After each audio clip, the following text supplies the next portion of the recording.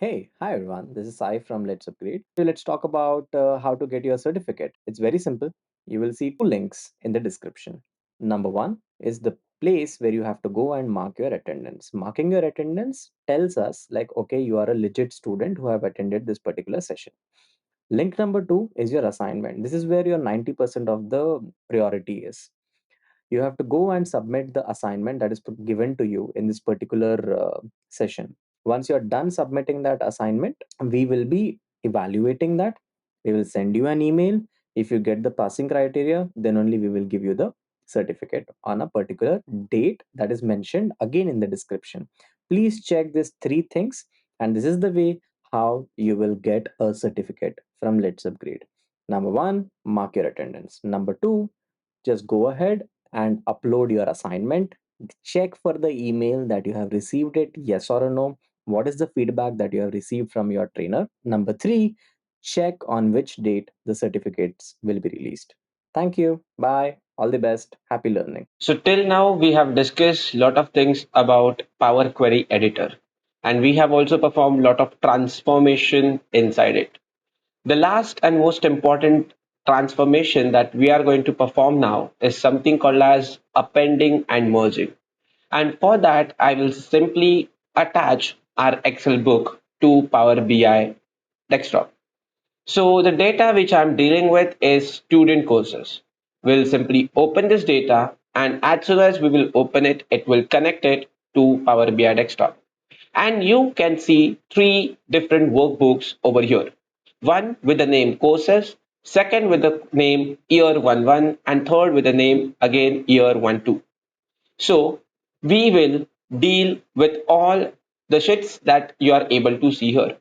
And for that, you need to select all these workbooks. So I will simply click on this checkbox. You can see the overview of this. Here, you can see that we do have courses table with a course name, teacher name, lesson name, credits, and assessment type. If you are looking at this table overview, you can see that I don't think we need to do any changes over here. But now we'll simply click on another table as well. Here you can clearly see we need to transform bit of it because you can see the column names, they have not been identified as an actual column name. And over here, you can also see one more thing. The first row has to be the column header, right? And now I will simply click on year 1, 2 as well. That means we have selected all these three Excel sheets, or you can say that workbooks inside an Excel sheet. Now, just because we have observed that few tables or few workbooks needs to be transformed, so I will click on transform data. So here, what I'll do is I will simply click on transform data option. And when you will do that, you will immediately redirect it to Power Query Editor. And on the left hand side, you can see three workbooks which you have loaded. Right now, we are in year 1 2. If you want to transform courses workbook, you can simply go to this courses table and you will see the courses table here. If you want to work with year 1 1 table, you simply click on it and you can make the transformation which you wanted to do, right? So this is how we can transform individual tables as well when we load multiple tables from an Excel sheet. Now, here, let us go one by one. First, I will select the courses table. Let us understand the courses table. So here you can see that we do have multiple columns which are related to the courses of students. And you can see the first column over here called as course name. So let us see whether we do have any null values or not. But here in the column checker itself, you can see that 0% empty and 0% error. That means we don't have any null values, but you know that sometimes null values can be represented with question marks or dash or just by writing null in the capital letters, right? Those values cannot be considered as null in Power BI. So let us just explore it by clicking on this drop down field. And you can see, let us see whether any question marks are here or not. So we don't have any question mark. Let us see any hyphen dash here or not. We don't have. Let us see any null values are here or not. We don't have.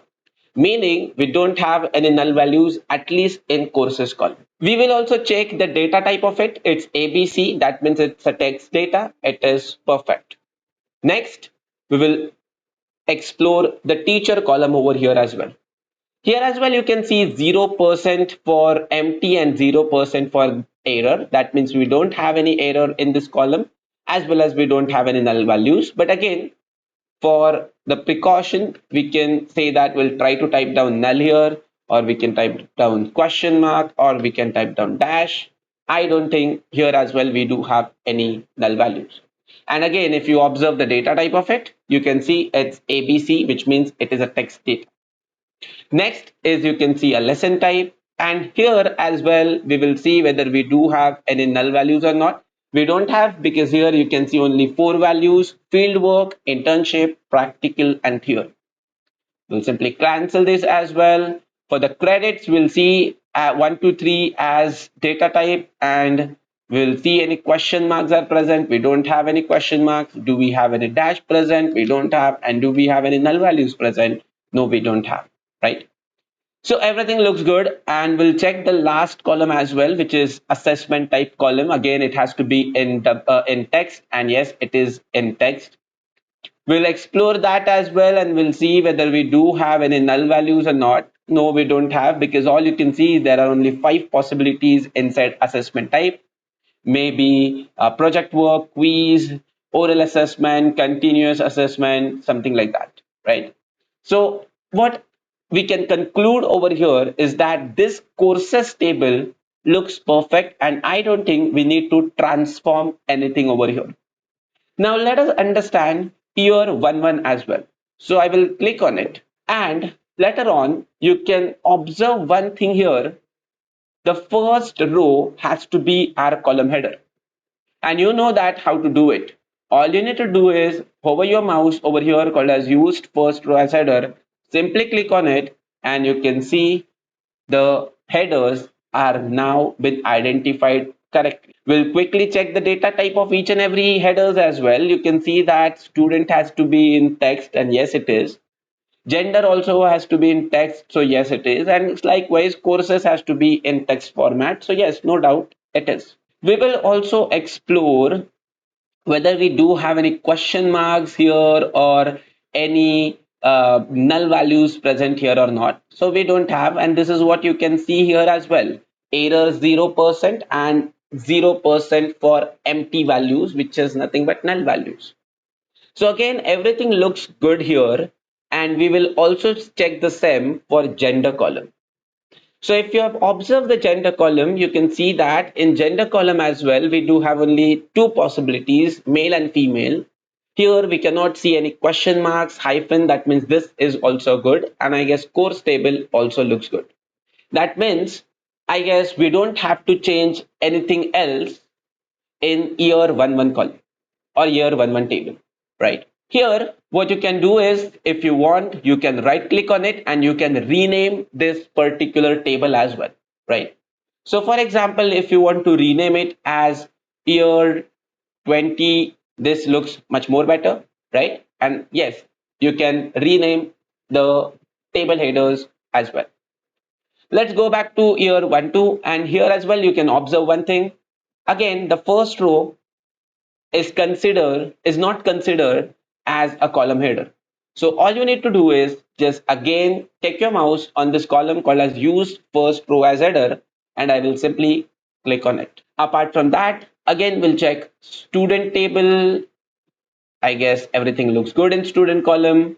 Then I guess let's take gender column. Again looks good here as well, and in the courses as well everything looks good.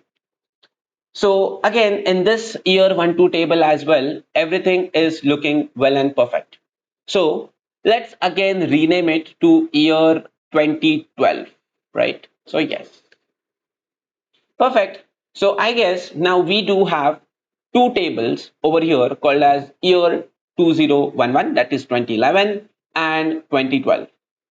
Now imagine that I want to understand the data not year wise. Okay. Because over here, if you observe that, I'll tell you what is the problem. The problem is year data is maintained separately, right? For example, for 2011, we do have one separate column, one separate table.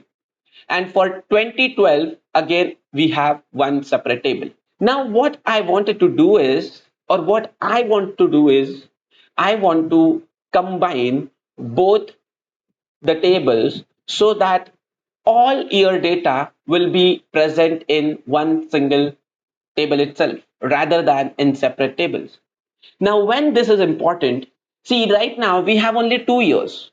Imagine you are dealing with the sales data of, let's say, past 7, 8 years, and you are having separate tables for each and every year. The drawback of that is you won't be able to perform any operation which you want to perform on all the years. I hope you are getting my point. Why? Because years data is separated, right? It is not maintained in a one single table. So for example, imagine you are having 4 or 5 tables: 2011, 2012, 2013, 2014, 2015, and you want to find out male and female occurrences or male and female frequencies of all the year that you have. In that case, or in that scenario, you won't be able to solve that question. Reason is data is separated year wise. So the question that you can solve is frequency of male and female or distribution of male and female in 2012 or in 2011 or in 2013. But we won't be able to do this task on all the years that we have. Reason is, again, data is separately maintained, right? So this is where we can introduce one concept called as how to combine data tables in Power BI. And remember, to do that, we have two possibilities, or we have two options. And yes, we are going to explore both the options here. Option number one is either you can go ahead with something called as append, and second is you can go ahead with something called as merge. And we are going to understand both the things very clearly, and we will understand the difference of append as well as merge as well, because at initial stage you might get confused between append and merge, but don't worry, we are here to solve that confusion as well. Now, before moving ahead to combine 2012 data and 2011 data, I guess what we can do is we can add one extra column over here in 2012 as well as 2011. That means that extra column will help us to identify which year data we are dealing with. I'll tell you the importance of it. So I will first go back to 2011. I will click on add columns, and then I will click on custom columns. I will name it as year column. I will remove this custom and I will name it as year column. And for the value, I will simply write down 2011. Why? Because obviously we are in the table of 2011. And I will click on OK, and you can see one extra column got created called as year column. And here everywhere you can see 2011. Yes, this is what I wanted, because after combining the year data, you should recognize this particular row is of which particular year, right? Here you can see one more thing. The text is alphanumeric. We'll simply again click on it and I will change it to, let's say, decimal numbers. Perfect. Now, year 2011 is all set. We'll do the same operation for 2012 as well. Now, for that, I will click on 2012. Again, I will go back to add columns tab. And in the add column tabs, you can see one option called as custom column. I will simply click on it. And here we will write down the same name. Remember, the column name has to be same. So if you have written year in small case in 2011, please here as well, you have to write down year in small case.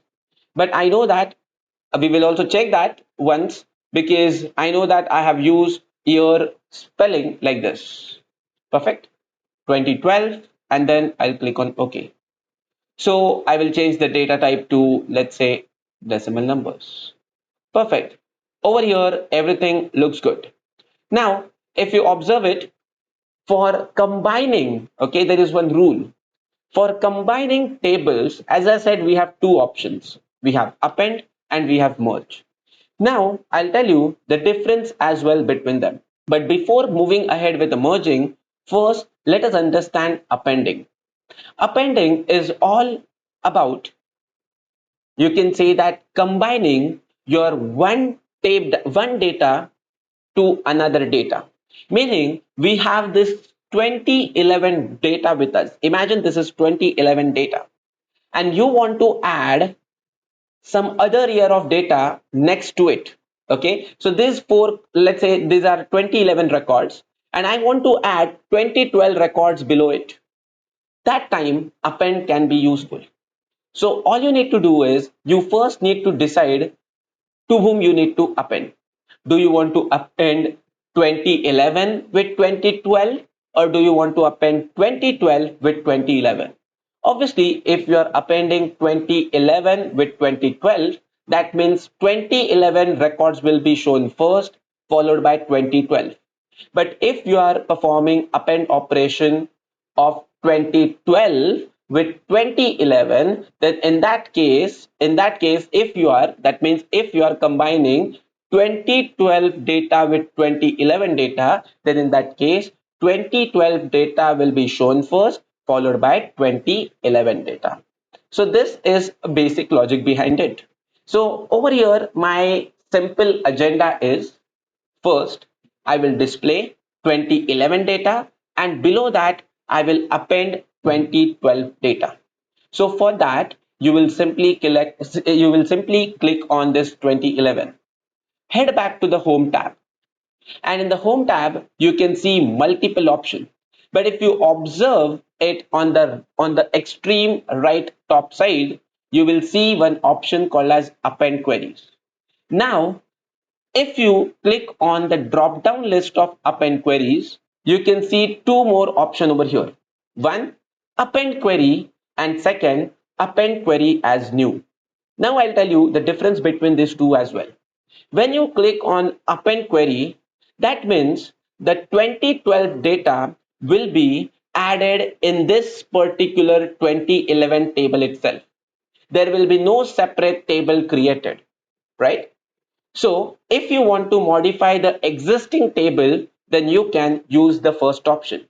But I will tell you the second option as well, called as append query as new. The advantage of this is that nothing will be modified in an existing table. When you click on append query as new, it will create a new table which will consist of values from 2011 and 2012. That means nothing will be updated in this existing column or existing table. There will be whole separate table, right? Now, I guess we all are studying this concept, so better not to update anything in the same table. So for that, I will simply click on this append query as new option. Here I go. When I click on it, I will immediately get one option here, to whom you need to append. As I said, as a first table, I will say 2011, and in the second table, I will say 2012. Meaning here the append operation will add all the records of 2012 below 2011. But if you do this 2012 with 2011, in that case, then my Power Query editor will add all 2011 record below 2012, right? Now, as of now, I will again switch back to first table as 2011 and second table as 2012. And here I will now click on OK button. As soon as you will click on OK button, you will see one extra table got created and the name of it is append table. But if you observe it, you can see here 2011 records, and below that you can also see 2012 records. I hope so. The append operation is clear. Now let us right click on it and change the name of this table to all year. Perfect. Now there is one big rule. In appending, append operation will only work if the tables that you want to append has a same number of column with the same column header as well, because append operation always add data at the end of another table. So if the table 1 has one different column and table 2 has some different column, then in that particular case Power Query Editor will not be able to find match between these columns, and it will definitely kind of give you an error. So the whole point is, use append function only when you have the exact same column, same number of columns in both the table. Over here, our operation did not fail because you observe 2011 data, it has student, gender, course, year column, and in 2012 year 2012 as well, we have student, gender, course, year column, along with the same number of column with the same name, right? So we have this table now called as all year table. Perfect. I guess we are very good now over here. Next thing, we will try to understand more importance of this combining tables together. So if you observe, this is all year table that we have, which consists of student name, gender of that student, course, and year. And we have another table called as courses table. If you select this courses table, you will see all the information about that course table. For example, you can see a teacher name, you can see lesson type, you can see credits, you can see assessment type. Now imagine I have one question to solve. The question is, in 2011, who has taught which courses? So if you observe it, the query which I have asked, that query consists of columns from different table. The query I asked is about who has taught which subject in 2011. So if you observe it, there are three columns involved. One is year, second is nothing but the teacher, and no doubt the course name as well, right? And if you observe it, these three columns are present in two different tables. Teacher and courses is in one table, and year data is in second table. So this is where we need to combine both the tables, not vertically but horizontally. Meaning, I want to keep all these records of this student not below the courses table but beside the courses table. And this is where merging can be used. So all you need to do is, first we'll simply select the courses table. Then I will go back to merge queries. And again, here as well, you can see two options. First option is merge queries. That means we will merge courses table and all year table. So when I merge it, previously it was like this, right? When we talk about append, one table, below it, second table.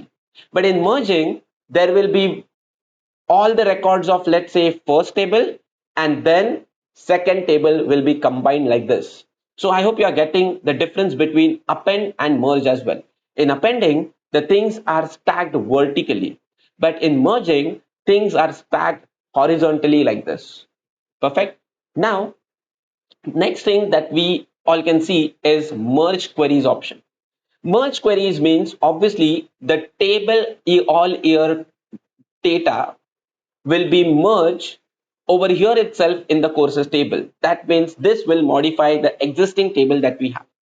If you don't want this option, then you can see another option over here called as merge queries as new. Now over here, what does that mean?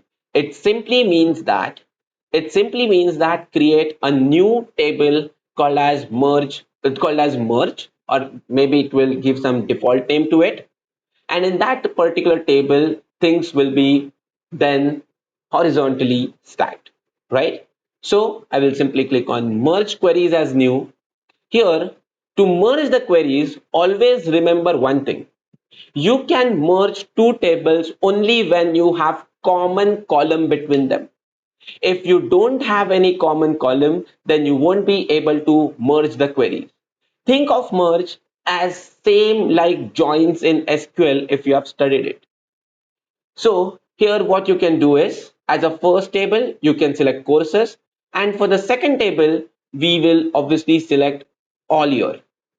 Now, as I said, you can perform this merging operation only when there is one common column between these two. And you can see here there is one common column called as course. So how to check or how to select the common column? So here from the courses one, you just click on the course tab, and from the all year table, just click on this course column here, and you can see the courses from the courses. You can see the course from the courses table, and course from the all year table will be then be used for this merging operation. Now over here you can see join kind as well. We have different types of joins: left outer, right outer, full, inner, left anti, right anti. So right now we are not going to talk more about all these things, but in left outer join you can see it's written here as well. In left outer join, all tables or all values from the first table and only matching from the second table will be created. Right now I'm using inner as join kind, meaning only matching rows from the courses table and from the all year table will be considered, right? Now I will simply click on OK. As soon as I will click on OK, you can see that one extra column got created. Sorry, one extra table got created called as merge one. Now, if you observe it, you can see the existing table over here: course, teacher, lesson type, credits, assessment. And if you scroll little bit on the right hand side, you can see all your table here. You can see all your table here. But you're not unable, or you're not able to see all the columns of this all year table. Reason, we need to expand it. And how you can expand it? All you need to do is just click on this expand button here. Then select which columns you need to keep. I will keep student column, gender column. I will keep year column as well. I am not keeping course column. Why? Because I already have course column from this table one here. So rather than keeping the same column again, I will simply deselect it. So what we have done here is we are selecting which columns to keep or which columns to show from the second table called as all year. And I guess this is it.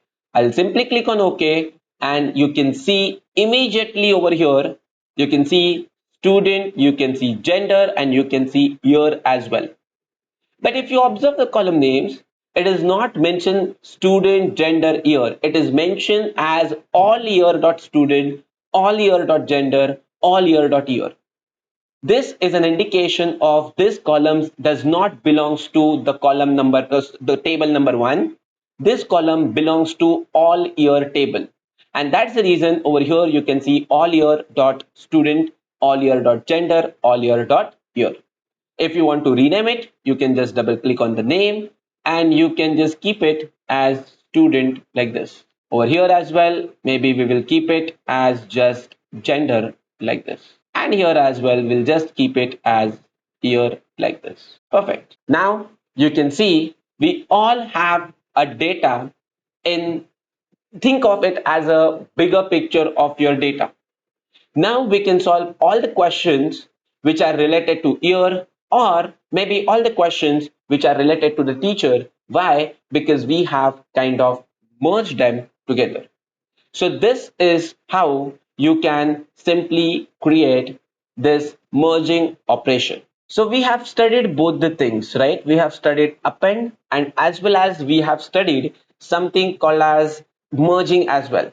Now, I guess before moving ahead, let us first understand the difference between these two.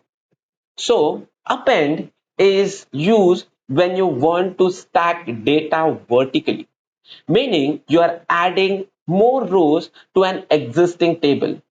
That's the reason I said vertically, adding more rows to the existing table. So it works best when multiple tables have the same structure. When I say same structure, that means same columns. So for example, like monthly sales files or yearly data set. So if you have separate tables for, let's say, January, February, March cells, what you can do is you can append them to create one single table containing all the months. And this is what happened in my case as well. I was having a data separated by different tables like year 2011, year 2012, maybe year 2013. All you can do is you can combine them together and you can name it as all your data, right? So one thing over here is that it always stack the things vertically. Now let us talk about something called as merge. So merge is used to combine data horizontally, that is adding new columns from one table into another table only on the basis of one common key. Remember this. And that common key has to be, you can say that, present in both the table. That's the reason we call it as common key, right? So it works like a database join. If you have studied SQL concept or database concept, you might have heard about something called as joins. So this is almost similar to it. Now I'll tell you another example of this merging operation. So imagine that you have a sales table and customer table, and you then can merge them using common column called as, let's say, customer ID. So imagine that you have a table called as customer table and you have another table called as sales table. And if you want to perform any operation which has to pull records from this as well as this, then in that case, that will fail because these are two separate tables. So if you have to solve any queries which has, you can say that, which has answer, or which has columns present in two different tables, then you need to merge them. So in my example, imagine that we have sales table consist of customer ID, and we have customer table as well consist of customer ID. Then in that particular case, we can combine the records of customer table as well as sales table. So in short, to sum up both of them, append increases number of rows while merge increases number of columns. And the choice depends of whether you want to expand your data set vertically or enhance it related to data horizontally. So yes, I hope we all have now understood what is merge and what is append. Okay, so we have understood a lot of things about data transformation till now, and I guess it is a best time where we can introduce how to draw graphs after transforming our data. And for that, we will perform one case study using which we will create one nice dashboard. So the case study is to build retail performance dashboard. So let us first understand few things about this scenario, and then we will see how to create dashboard out of it. So the scenario is pretty simple. You are a data analyst at a retail company that sells product across different categories such as clothing, electronics, furniture. And the company operates in multiple states and support various payment modes as well, including cash of delivery, credit cards, UPI, EMI, and debit cards. Now, the management team is struggling to understand overall business performance, like which products are driving the sales and profit, or you can say that monthly profit trends, customer payment preferences, regional performance. Now, they have asked you to design an interactive dashboard that provides clear insights and support decision making. So by looking at this scenario, you can see that, okay, we can clearly see that we want to help our management by building a dashboard. And we have a few basic information about the data set. Though we will explore the data later on, but as of now, let's keep it as it is. Now, what's our task? Our task is to create a dashboard, okay, and using the tool called as Power BI. So you know that, by the way, we can use different tools as well, maybe Power BI, Tableau, Excel. But since we all are learning Power BI, so no doubt we'll be creating a dashboard using Power BI itself, and that dashboard will consist of different charts, and these are nothing but different insights that we can find out from that particular dashboard. So for example, KPI cards for sales profit quantity. Now I'll talk about KPI card when I will show you how exactly KPI card looks like. So I guess as of now, think of it as just a card. Second thing, category wise quantity distribution, payment mode wise sales distribution, maybe monthly profit trend, state wise sales analysis, subcategory profit comparison, and quarter filter, which we call it as slicer. Now, I know by looking at this names of charts, maybe you're not able to imagine how your dashboard should look like. So I already created one dashboard for you, and maybe we will follow that, or maybe we will refer that dashboard, and we will create one similar dashboard over here. So the dashboard that we are planning to, we are planning to create here is something like this. So you can see there are different graphs here, right? On the top left, you can see three cards. These are something called as KPI cards. Okay, these cards always define, you can say that quick summary or quick fixed value for all of us. Best example of this KPI cards can be to show the total of quantity sold, maybe sum of quantity, maybe sum of profit, and anything which define one single value. Not only that, you can see below KPI card there are two charts here, which almost looks like a pie chart, but they are not. They are something called as donut charts. No worries, we will talk about that as well later on. Next thing that you can see here is a monthly sales performance by month, right? Now this is a bar chart, but if you observe it for few of months, the bar is actually not on the upside, it is on the downside. That indicates that there is a loss. No worries, we will talk about that as well later on. A sum of amount by state as well, you can see here, right? And lastly, sum of profit by subcategory. So if you observe this, we have pretty nice information, but above that, we have a slicer. Now, what is an advantage of it? If I click on quarter one, the data will be shown for the quarter one. If I click on quarter two, then the data will be shown for the quarter two. If I click on quarter three, data will be shown for the quarter three. So this is something called as slicer, right? So I guess this is what we are planning to create today. If you look at the data, I will show you the data as well. So we will be using two CSV files for this. These are not the Excel files. You can see if I click on it, you can see here the name or the type is comma separated value files. So we are going to use two files for this particular scenario. For example, the first file is details file.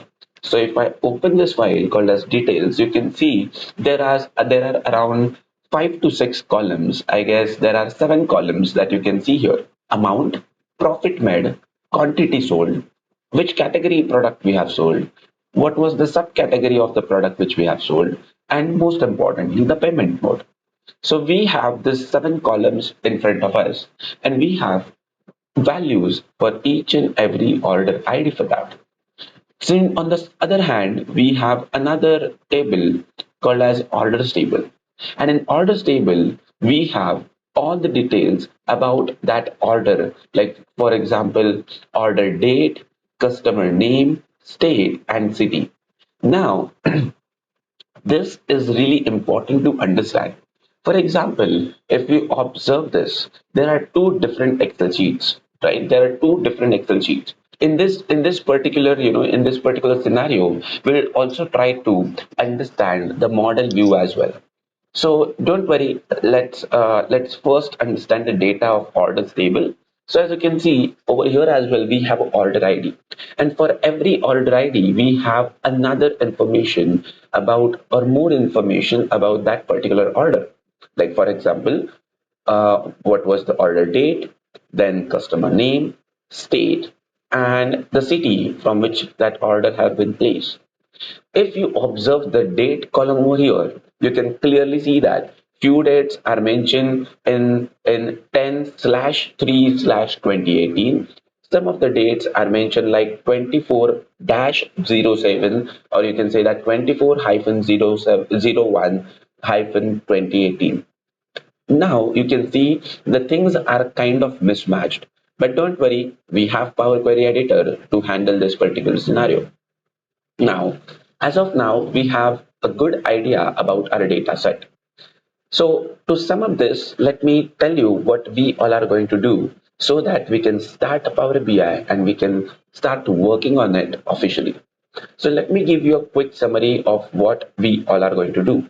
The summary is quite simple. First, we need to build the dashboard that will help my management to take decisions related to sales or related to products or related to some kind of products, right? Then what we need to do is we need to load this data. We need to load this data to Power BI or Power Query Editor. The problem is that you can see here is related to date, and no doubt maybe we will see whether there are any more problems are there or not. But as of now, what we will do is we will create a dashboard that will help us to find out insights. And for that, you know that we always use Power BI. So I will simply open Power BI for you all. And yes, one thing, remember we are dealing with the CSV files. Both the files which I've shown you, these are CSV files. Now, what I'll do is I'll simply click on blank report. When I will click on blank report, you know that you will see this kind of window.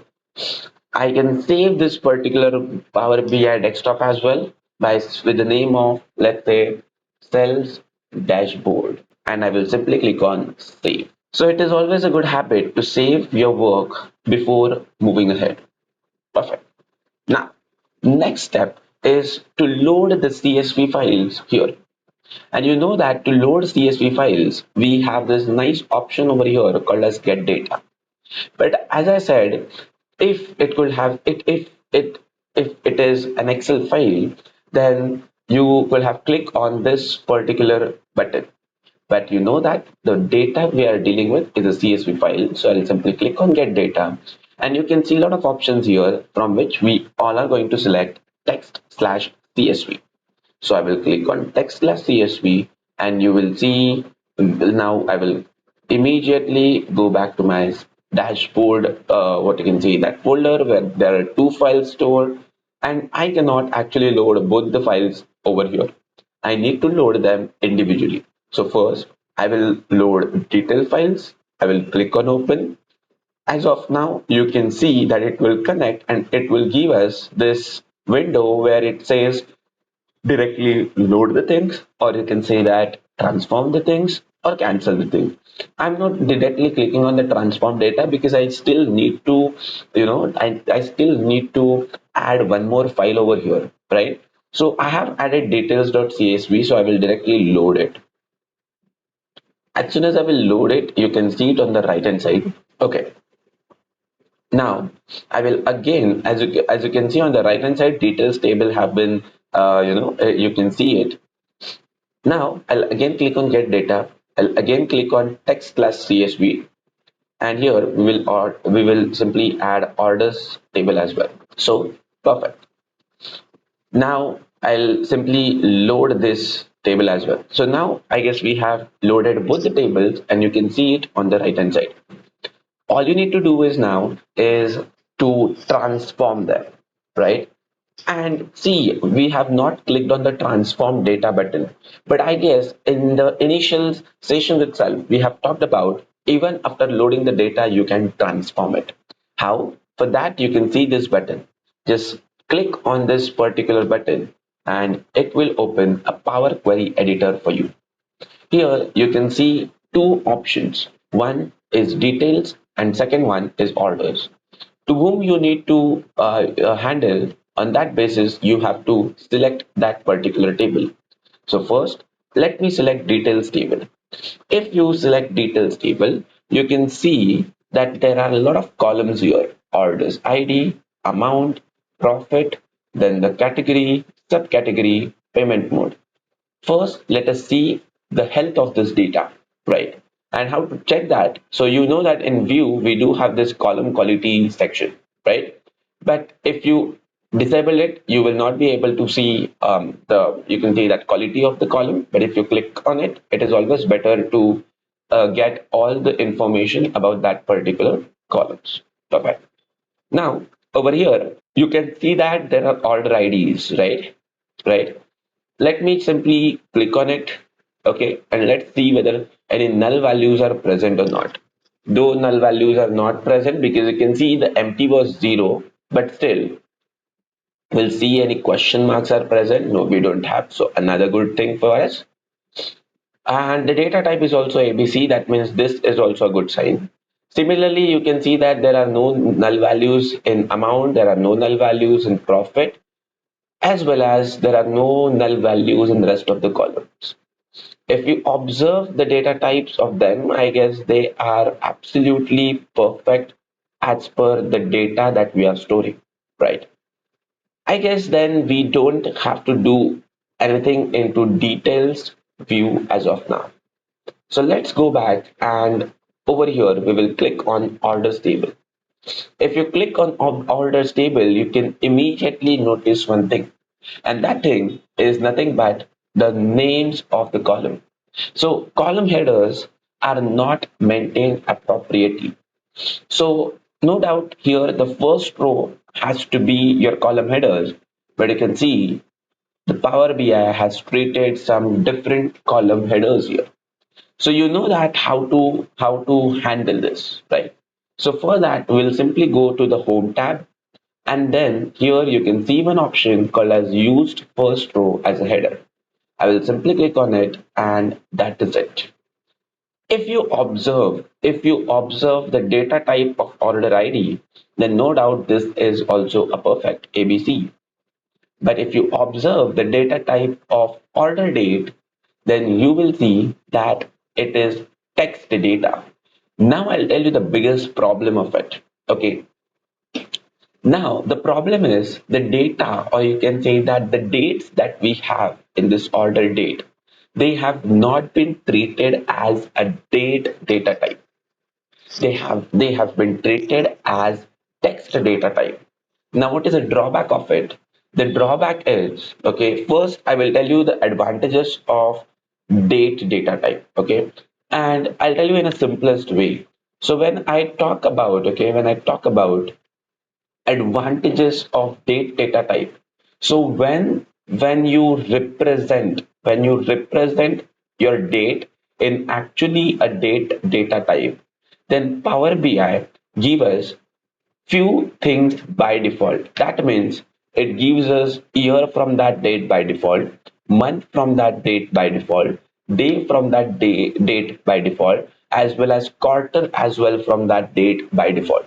Meaning you can actually drag and drop these features of that particular date and you can perform analysis on it. But right now, this is possible only when the date is actually present in date data type. So the problem here is that the date that we are working on, let's say the first date, what is the first date? Let's say this is the first date. So the date which we all are working on, it's not it's not represented in a data type, it is in a text data type. And in Power BI, you will not get that feature where you can directly grab year, month, day, or quarter for that. So for this, you know that we used to write down manual coding to grab the date, or you can say that to grab the year from the date, or month from the date, and or you can say that day from the date. And for that, you need to create columns, right? We have talked about it. You need to create columns. In initial sessions, we have talked about it. So this is the drawback of that date column. Now we need to change. So this is the drawback of the date column that we have, right? So we need to change the data type of it. And how you can change the data type of this particular, what you can say that of this particular date that we have. It's simple. I'll again go back to my dashboard. Here in the Power Query Editor, you can see ABC. I will simply click on ABC, and then you can see one option called as date here. All you need to do is just click on date. But when you will click on the date, you will immediately get one kind of window. Change the column type. Do you want to create a new step, or you want to replace it with the current step? I will say that let's replace it with the current step itself. Now, if you observe this, okay, if you observe this, you can see there are errors. And I'll tell you why these errors has occurred. I don't know whether you have observed our Excel sheet nicely or not, but if you have observed the Excel sheet nicely, you can see the order date, right? The data inside the order date is maintained. It is not maintained properly. You can see for few dates we are using slash, for a few days we are using hyphens, and because of that, my Power BI is confused in which format we need to change the date, maybe in UK format or in US format or in any other format. So for this, we need to explicitly help Power BI for this. So what I'll do is I will again go back, and just because this particular step was giving me an error from this, I will simply remove the step. Okay. Now again, we are back to our normal things. So how to change the date data type so that we should not get any error? But I hope you have understood the why we are getting an error, because date was not maintained properly in the Excel book. So sometimes we need to explicitly force Power BI to follow one specific format. And this is what we are going to do. So to force Power BI to use specific format, I will again click on the ABC, and here I will click on using local. I will click on it, and it will open another window for us. Okay, here what you need to do is you need to select the data type which you want for this order date. I will simply click on this drop down list and I will select date. Please do not select date time. You can see multiple options over here, date time and date. I'll say that go ahead with date because we don't have time column, right? We don't have any information related to time, like at what time that order have been or has been placed, right? So we don't have any information about it. So I guess we will prefer date itself. Now, as soon as you will click on date, you will see the formats here. You will see the formats here, right? From this, we will select UK. We will select UK, and then we will simply click on OK. And now you can see we are not getting any errors. So this is where you force our Power BI to follow specific, what you can see that to follow specific format of a date. And now you can see other columns as well, but I guess they are pretty good. State column contains all the string information related to states. I cannot see any empty values here. Empty values are 0% everywhere. So I guess everything is perfectly defined over here. Now we will do one thing. What we'll do is, I guess the transformation is done, and I don't think we need any more transformations, right? So over here, what we will do is, if everything is done, I will simply click on this close and apply button. This will apply all the changes which I have made in this Power Query editor, and it will load it in my data set, right? So I'll simply click on close and apply, and again I will click on close and apply. Let's wait, and you can see things have been loaded successfully. Now let us try to refer the diagram over here, or you can say that dashboard over here. This is what we are planning to do. Now you can see the background of the dashboard, right? You can see the dashboard background. It's not a plain background. So this will be our background, okay? Where my mouse is moving, this is nothing but a background. And in our case, this is white. So how to change the background of a canvas or of a dashboard? It's simple.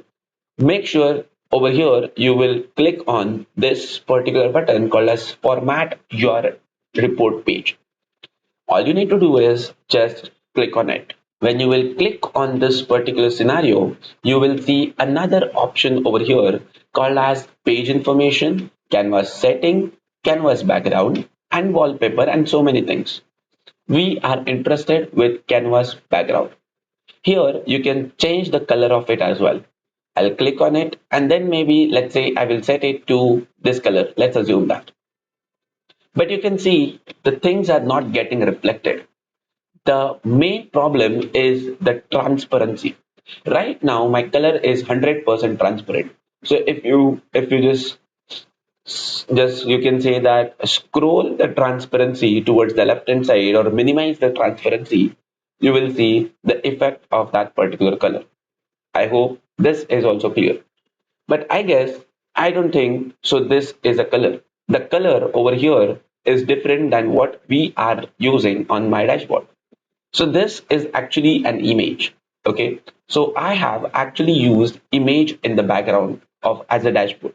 So can we can we fit image as well in my dashboard?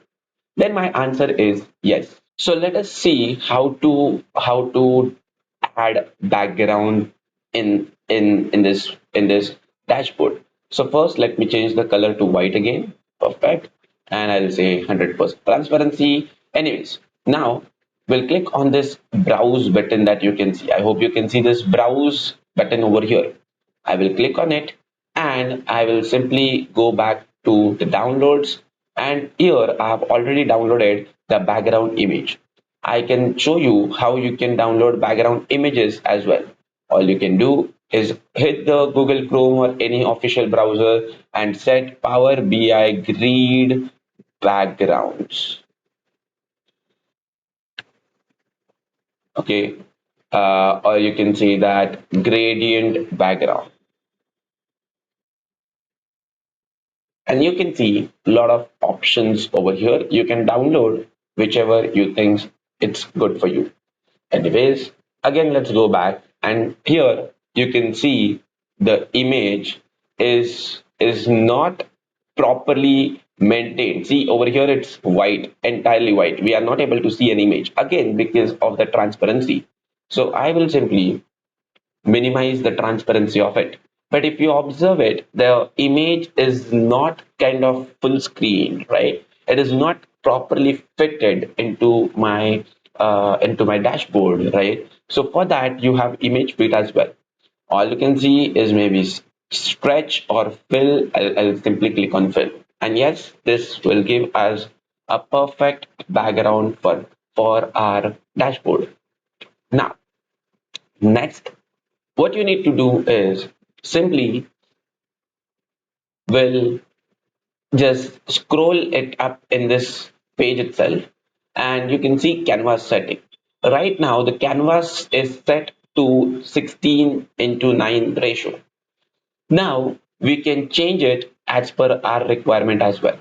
So I'll click on it, and I guess I need to increase the height of the canvas little bit. So maybe I will say that again 1280 itself over here, or maybe this is much, maybe 1000.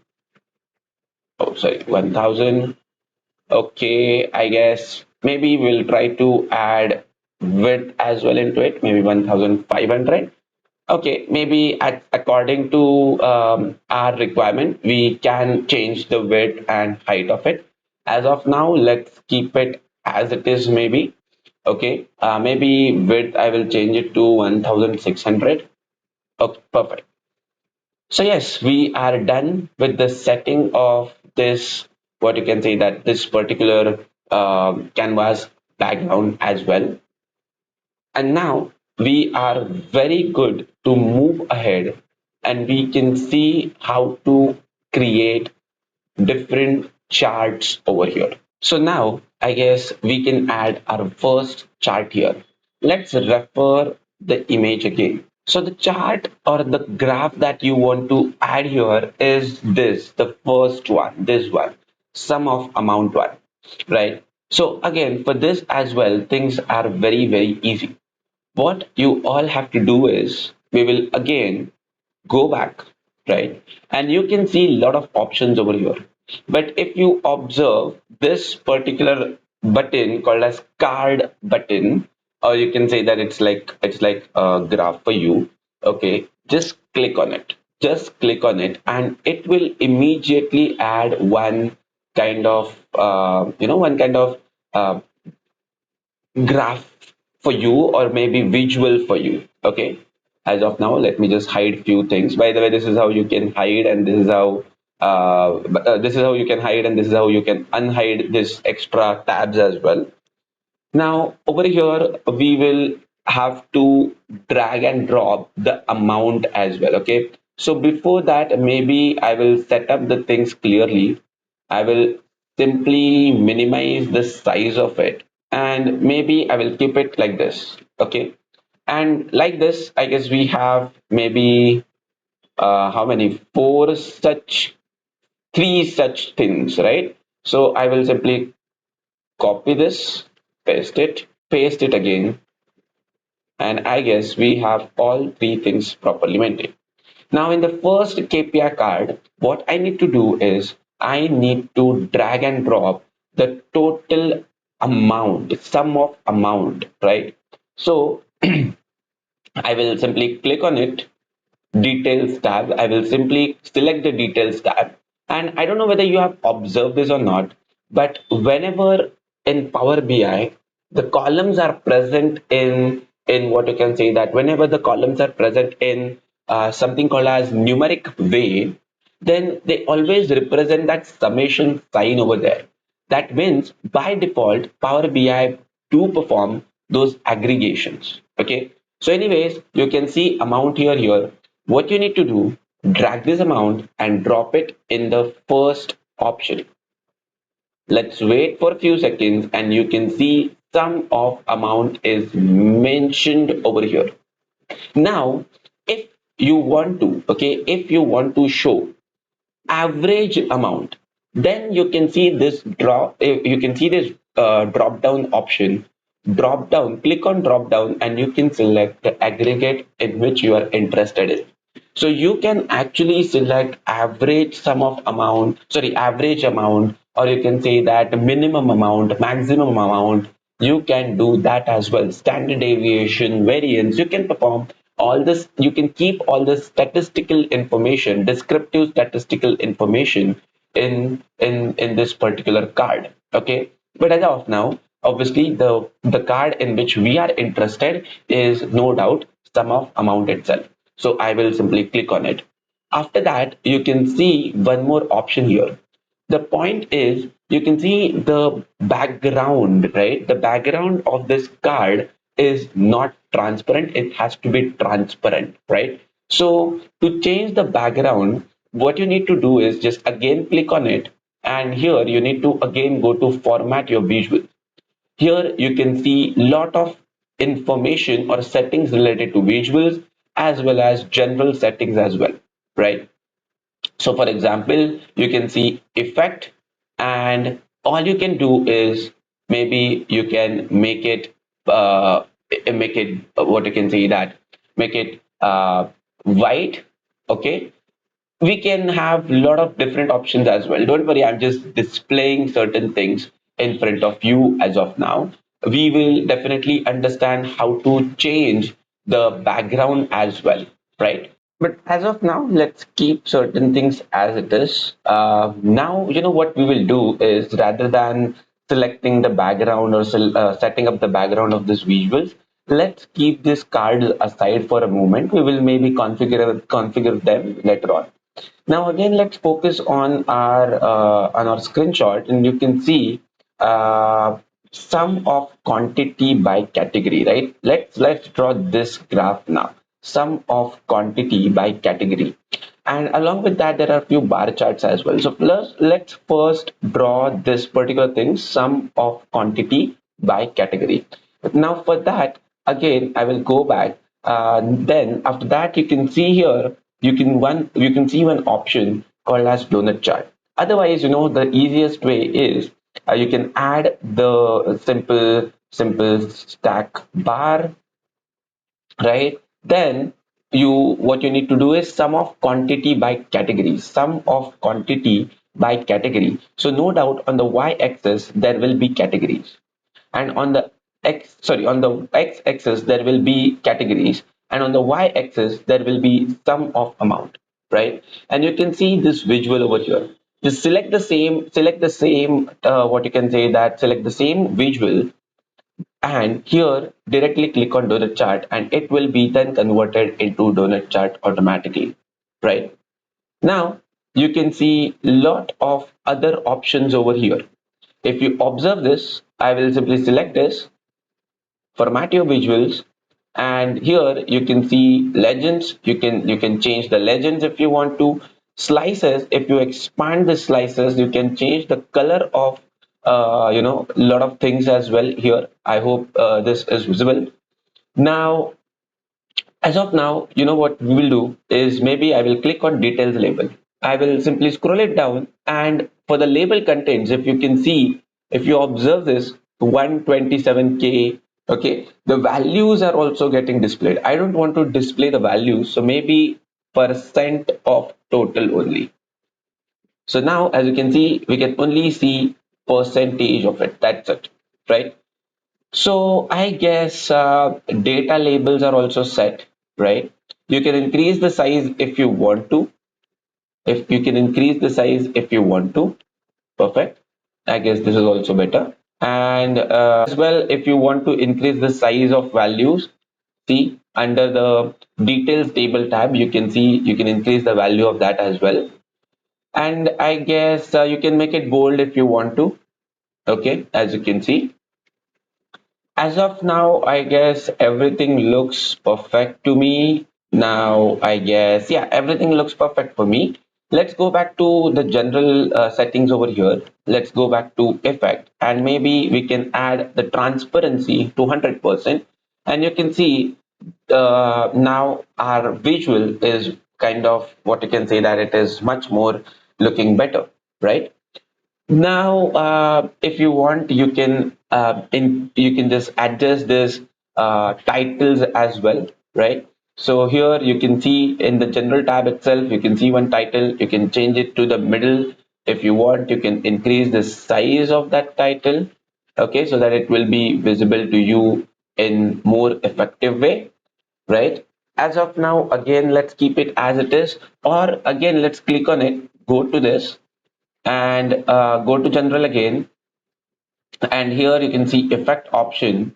Let's add visual background border as well, and maybe we can have a rounded background with maybe width something like this, and you can see a background sorry, border have been added to this particular what you can say that this particular visual. Okay, so what I have done for the border, I have clicked on that.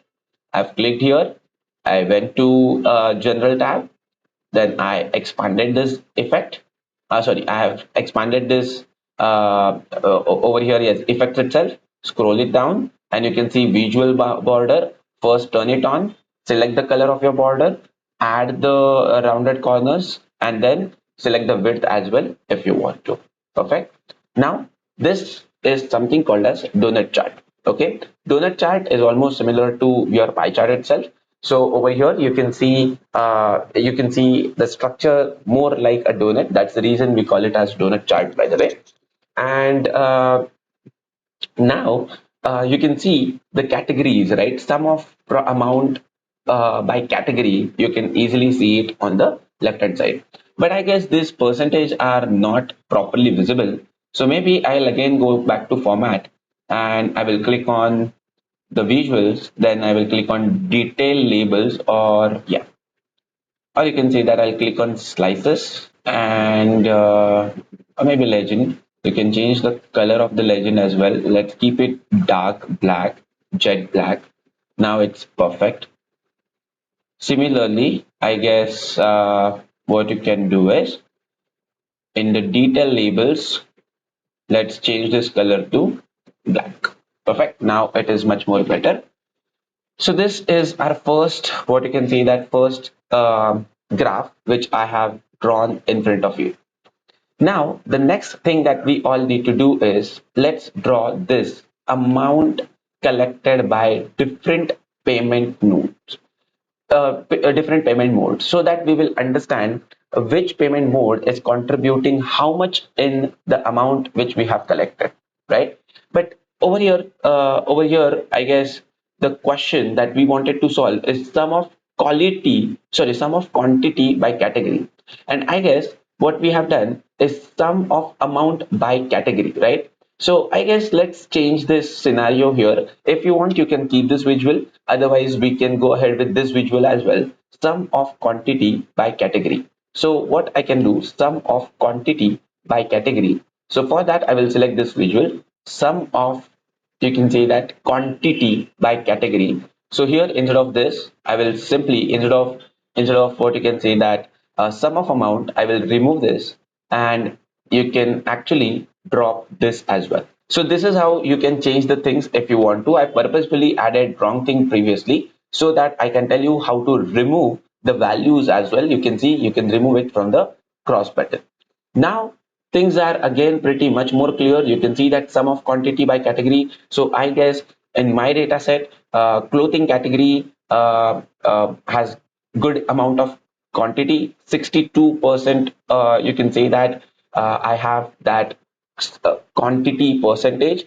The few you can say that few quantity, okay, the proportion which is not that bigger as compared to clothing is something called as furniture one, right? So furniture is just 16.83 in my quantity list. Okay, so anyways, this is our first graph. Now we can keep it officially as it is.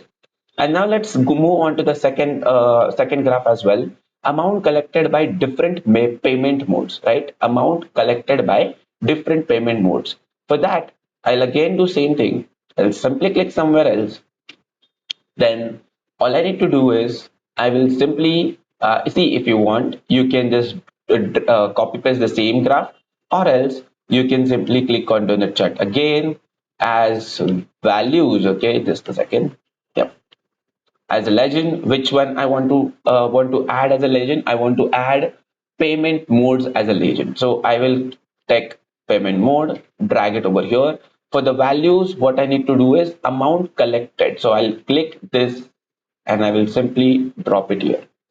Now you can see things are again pretty much simple and it is looking good as well, right? If you want, you can increase the, sorry, if you want, if you can increase size of this as well. Just a second. Perfect. And here you can also see all the things we have, calculated.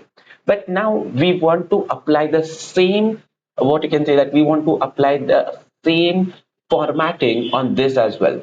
Now what one will do, that person will spend good amount of time in kind of, what you can say that, in kind of in formatting the graph again. So all you need to do is just select this graph. Okay, select this particular graph, click on format printer, take your brush and apply it over here, and you can see exact same formatting has happened. I'll repeat it again for you. Okay, if you want to apply the formatting of one graph or one visual, onto another. Okay, what you need to do is select that visual of whom you need to apply the formatting, click on format painter, and then click on this particular button here. That's it. Okay, so I guess we have two graphs ready with us. Perfect. Next thing that we all need to do is let's talk about this particular scenario, sum of profit by month. Now, I'll tell you the most important concept of this particular visual. Before that, let me just adjust the things first. Now, everything looks good here as well. Perfect. Now, how to add what you can say that how to add that graphs, okay, that bar graph here, sum of profit by month. And for that, all you need to do is take a bar graph from the right hand side. And here, what you can do is just a second. Let me just minimize the size of this a bit, or else we can minimize the size of this maybe. Perfect.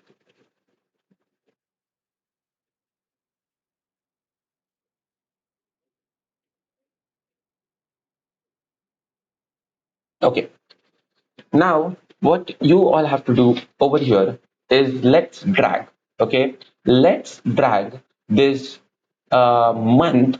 Okay, now how to drag and drop month? See, if you observe the order date, remember it is now in a proper date hierarchy. This is what I was talking about.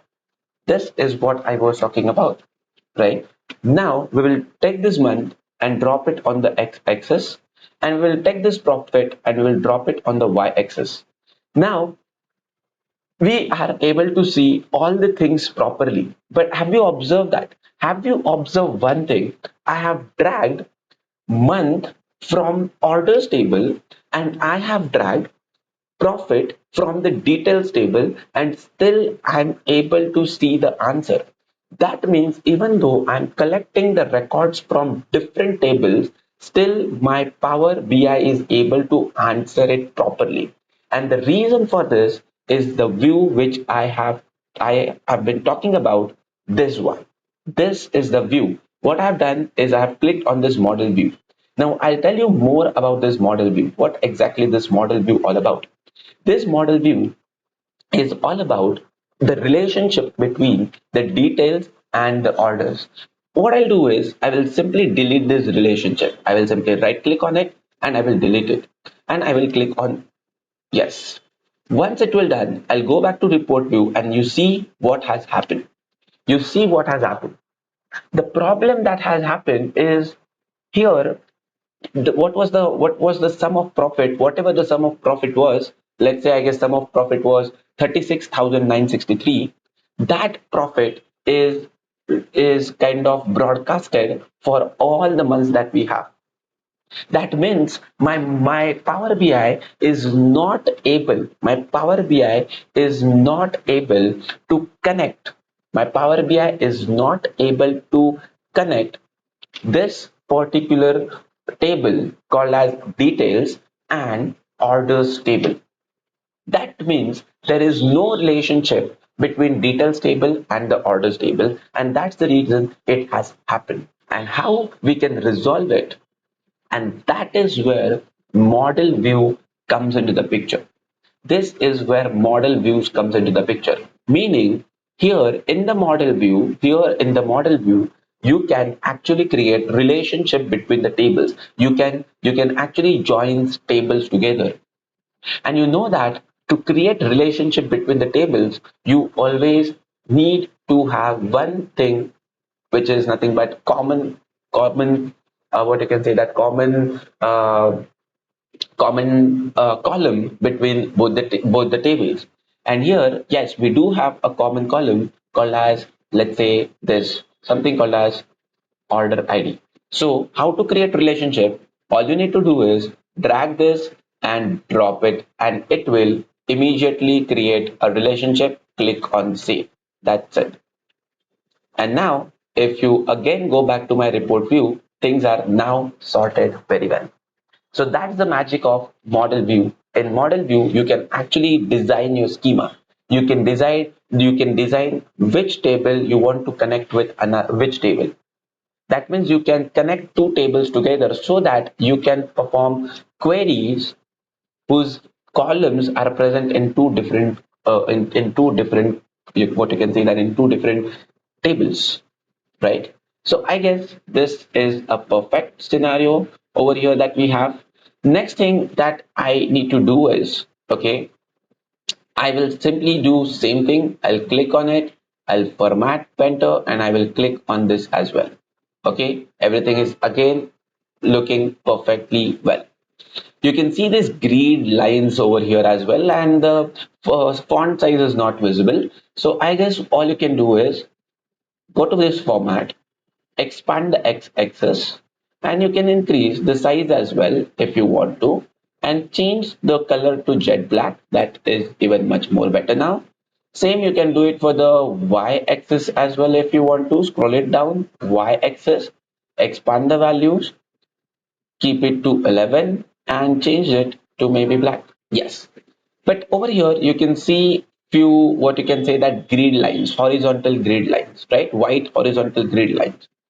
So for that, in the visuals itself, scroll it down and you can see grid lines. Please turn it off and you can see those white lines are no longer there. That's it. We are perfectly done almost all the things till now. Now, over here, what I'm trying to tell you is, here you can see all the months have been lined up properly, right? And one more thing you can see is, for few months things are not upward, things are downwards. That means, what does it indicate? It indicates that there is a loss. Okay, we are suffering from a loss over there. Anyways, as of now, again, everything looks good to me. Now let's move ahead and let's minimize this, or let's change the size of this. By the way, let's keep it like this. Next thing that we need to do is sum of amount by state. Now I will tell you what we need to do. So to solve this, we will simply take this stack column chart. Perfect. I'll expand it a little bit. Again, looks good. Now we need to do sum of amount collected from each state. So for that, I'll do one thing. On the x-axis, there will be a state, right? Sorry, I will simply click on it. On the state, sorry, on x-axis, there will be state, and on the y-axis, there will be amount. But as you can see, there are a lot of states here in India, and you are able to see all the information of them. And because of that, this chart does not look good. It looks chaotic. So what you can do? You can do one more thing here, is that you can actually just keep the top five states itself. Okay, top five state, and this is something called as applying filters. This is something called as applying filters. Now, how to apply filters? So to apply filters, what you need to do is expand this filter tabs here. Okay, now you can see one option called as add add data field. I want to apply filter on state column, so I will drag the state and I will drop it in the data fields column. You can see the filter type. Which filter I need to do? I need to select how many top states I need to keep. Let's say I need to keep top 5 states. By value, over here what I need to do is, I need to drag this amount, sum of amount, and drop it here over here. And all I need to do is just click on apply filter and you can see the magic. We are not able to see all those states. We are able to see top 5 performing states. So this is where this filtering is useful when you want to, when you need to find out the best salesperson out of all the salesperson that you have. Okay, top best sellers, or top five best salespersons out of hundreds of salesperson that you have. Right now, you can see one more thing here. You can just click on this and then click on format painter, and again I will use the same things as it is, right? If you want to hide the y-axis, you can do that as well. Here, I will simply go to the visual, I'll go to y-axis, and you can actually disable the values as well. And you can see it is no longer there, right?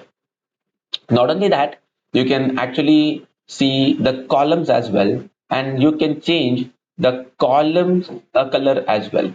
For example, you can keep these different categories over here, like Maharashtra. If you want different color for Maharashtra, you can keep different color for Maharashtra as well. For example, like this. Let's say, let's choose one different color, let's say orange, and you can see. Okay, so this is also possible. I hope you're getting my point over here. But as of now, let's keep blue for all. Okay, and let's change Maharashtra to blue itself again. Now, one more thing I wanted to tell you is that you can actually set this. Sorry, let's again go back to all. Okay, you can actually set this color on the basis of density as well. So for that, click on FX and you can see the rules over here. Let's say I will say on the basis of gradient. That means you can select like light color for the lowest value and bright color for the highest value. And you can see that as well. What I've done is format style as gradient, and I will click on OK. And you can see that. I hope you have observed that. So this is also possible, right? I will simply, as of now, press Ctrl Z to undo.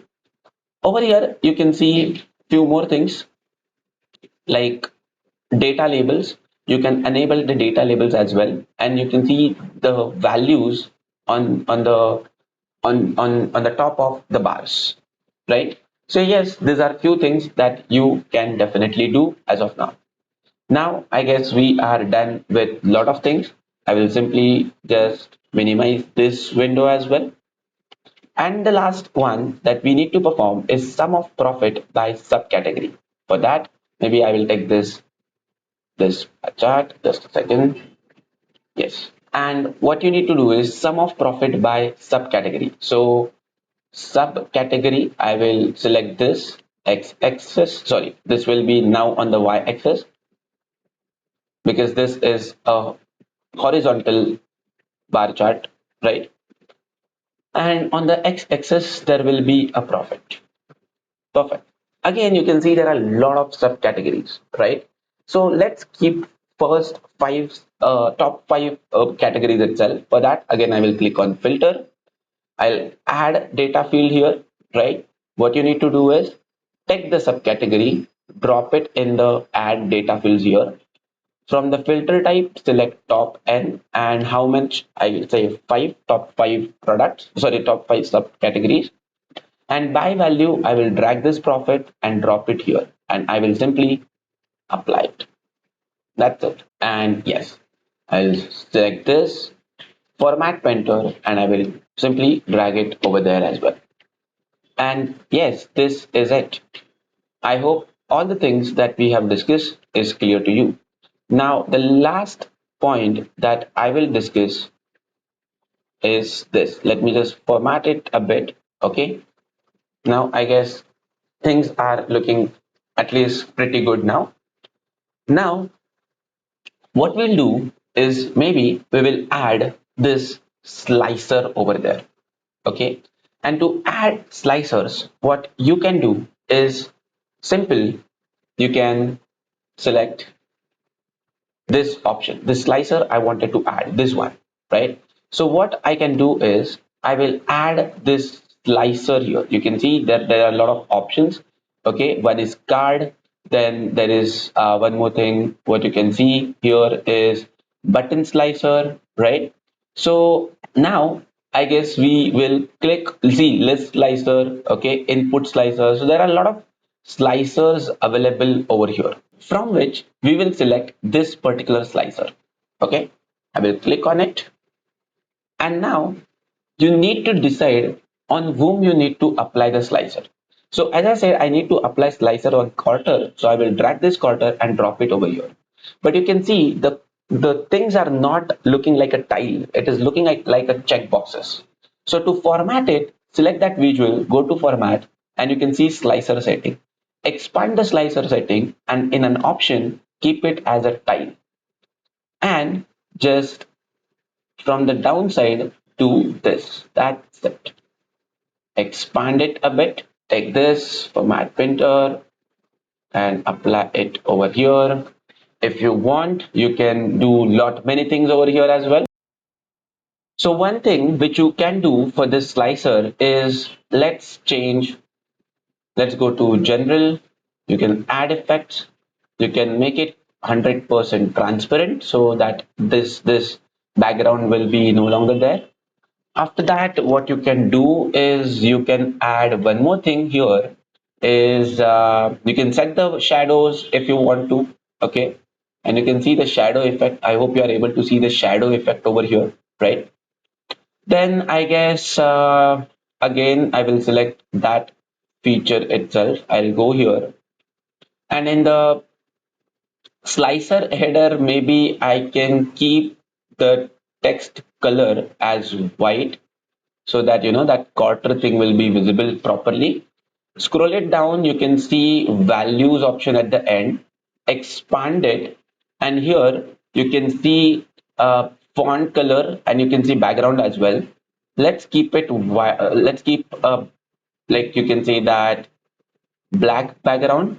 Okay, and let's change the values font size to maybe white. Okay, now I guess this looks much more better. If you want, you can change the color to more like you can make it even more darker, right? And yes, this is how you can select a basic thing as of now, right?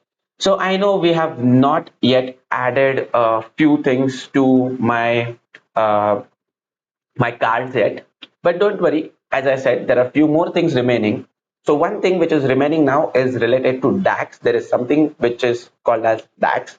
So in you can say that in now the next session we will talk about that DAX query and we will modify this this charts, or you can say that this what you can say that cards as well. Okay, so till now we have discussed a lot of things about this dashboard. I guess we have started creating a dashboard first. We created few cards, we created few donut charts, and we have not only created graphs, but we have learned how to modify them as well, how to format them as well, right? And I guess now this is the best time to move ahead in this particular concept of Power BI. And this concept is like a heart of Power BI. Those who wants to pursue this as a career, I will say that the things now which we are going to discuss in next 30-40 minutes, that is going to be the most crucial one. And the name of this topic is something called as DAX, DAX, DAX. But before moving ahead, I guess let us first understand why we are learning this concept now.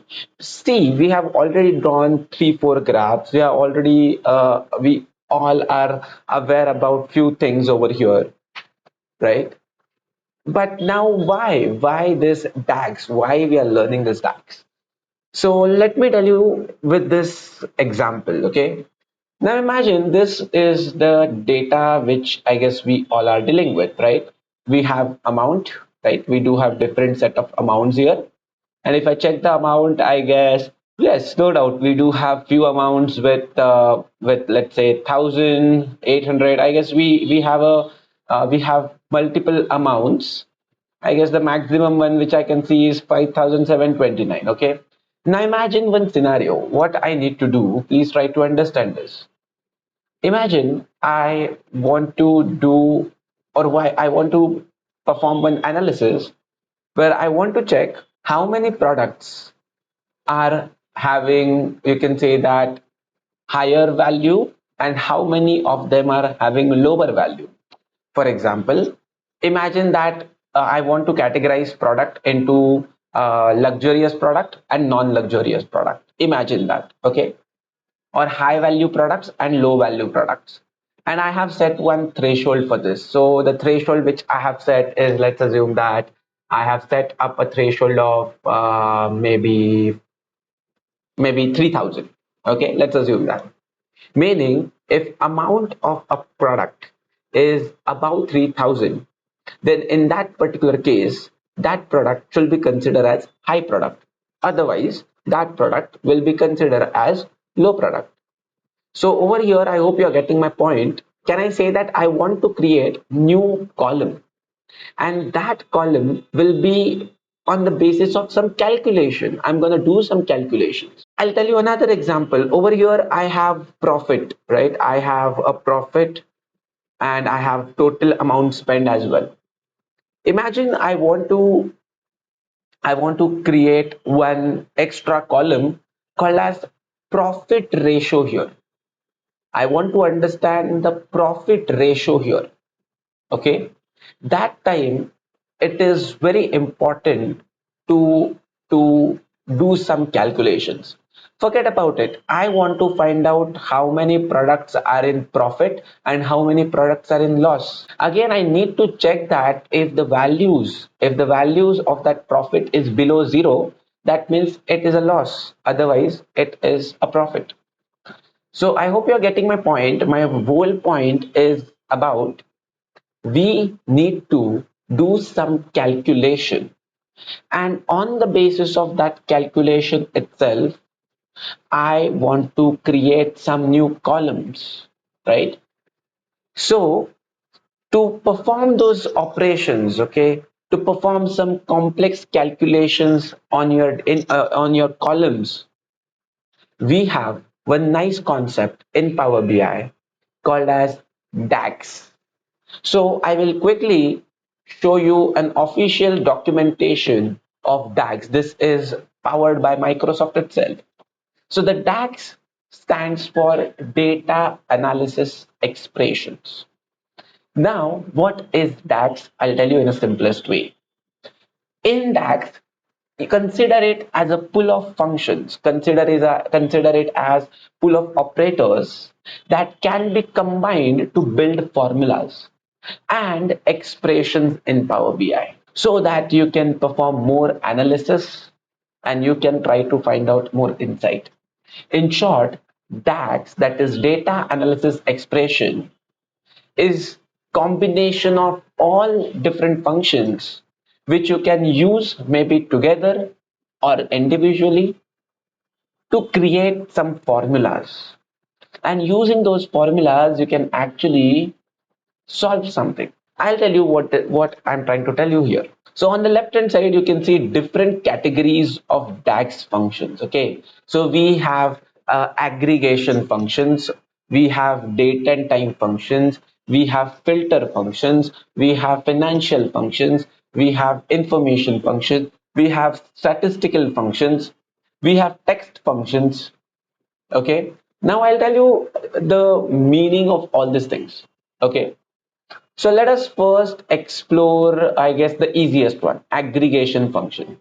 So you can see that in aggregation, we have lot of such examples. Okay, we have lot of such examples, and don't worry, I'm going to perform DAX on our on the Power Query editor, or you can say that Power BI desktop itself. So don't worry about it.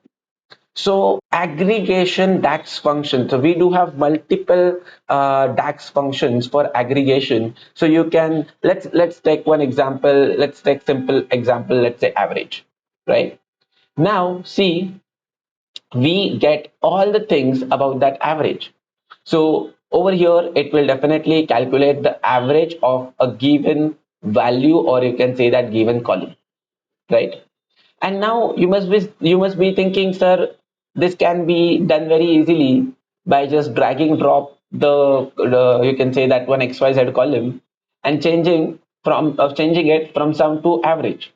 No, actually, imagine you want to store the result. Okay, now I know that while teaching you this graph or over here, or you can say that while teaching you this particular card over here, I know that I have taught you instead of sum of amount, you just have to click on average and that's it, the thing is done.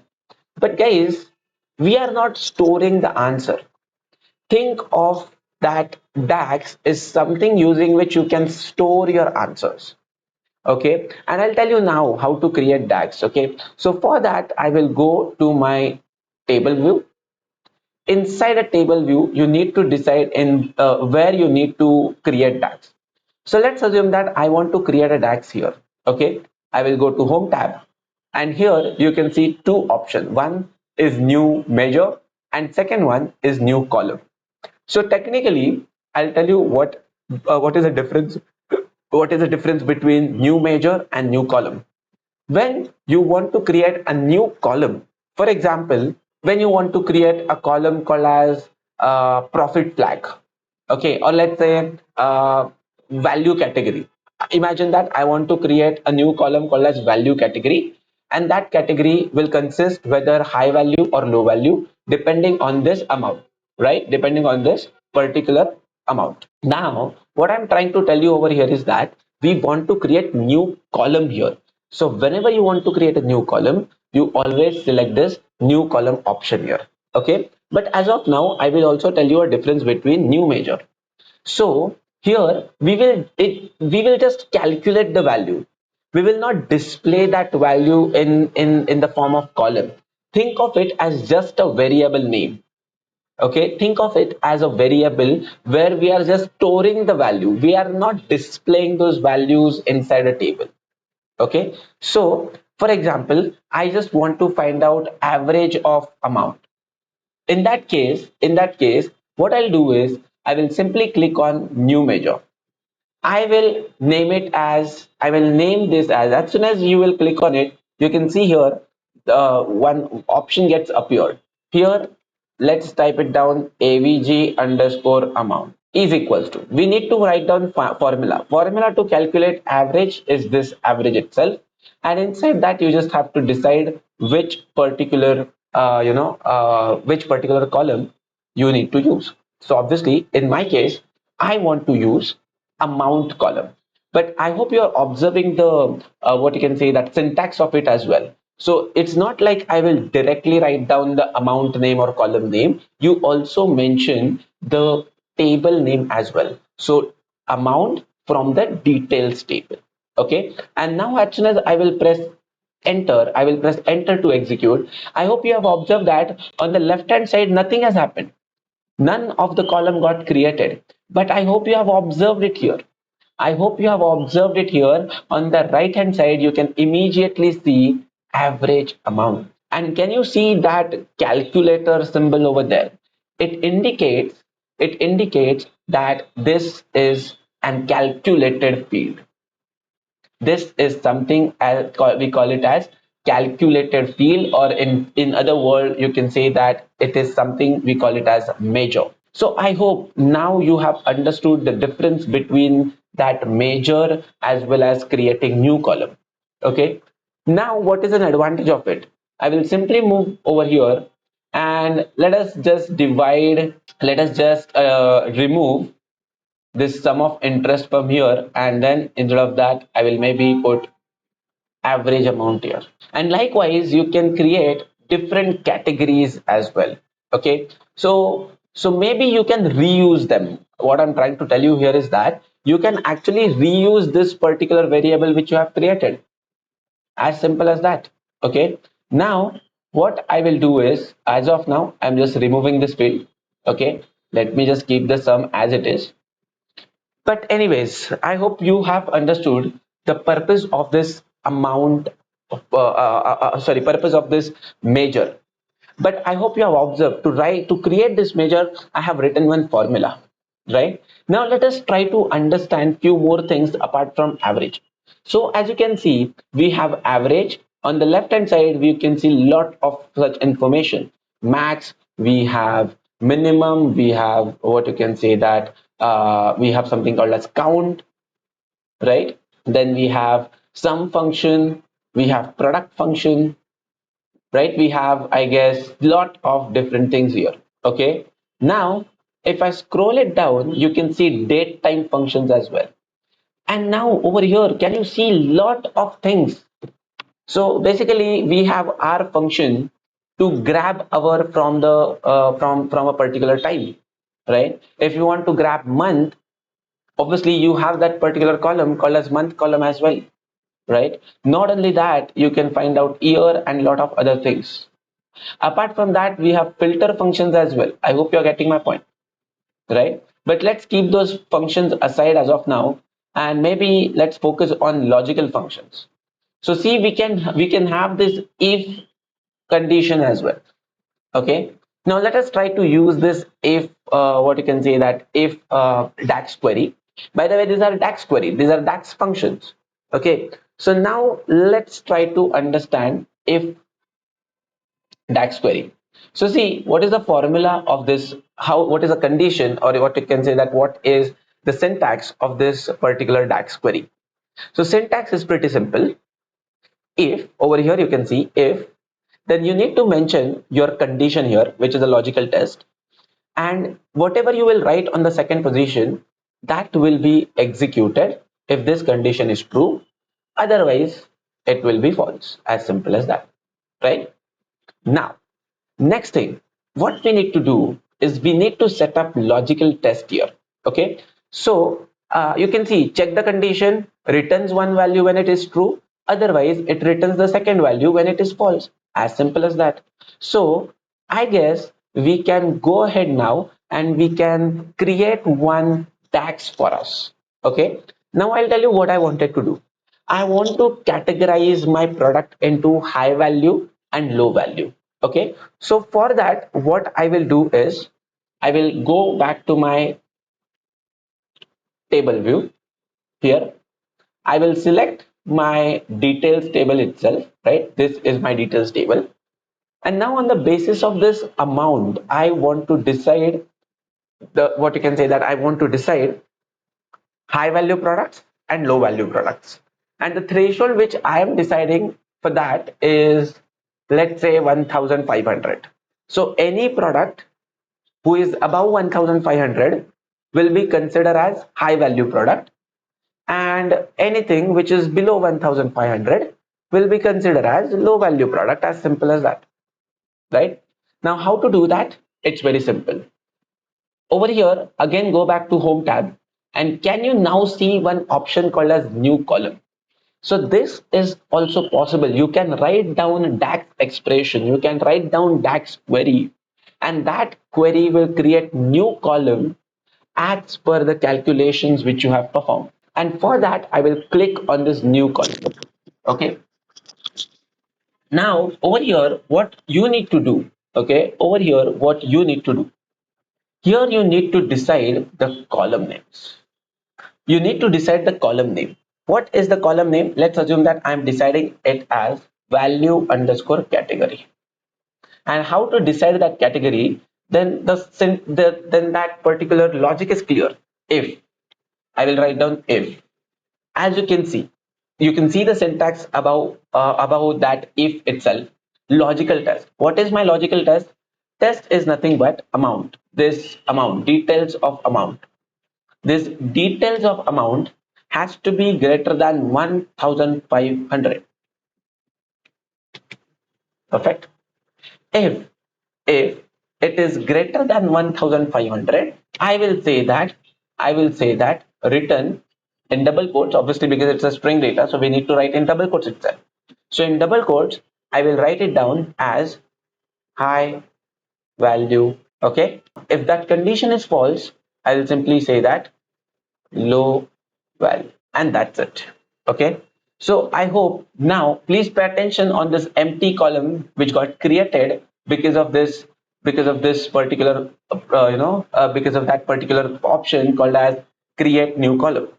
Now I will click on it, and you can immediately see the things. I hope how powerful it is. I hope you have understood how powerful your dax query is.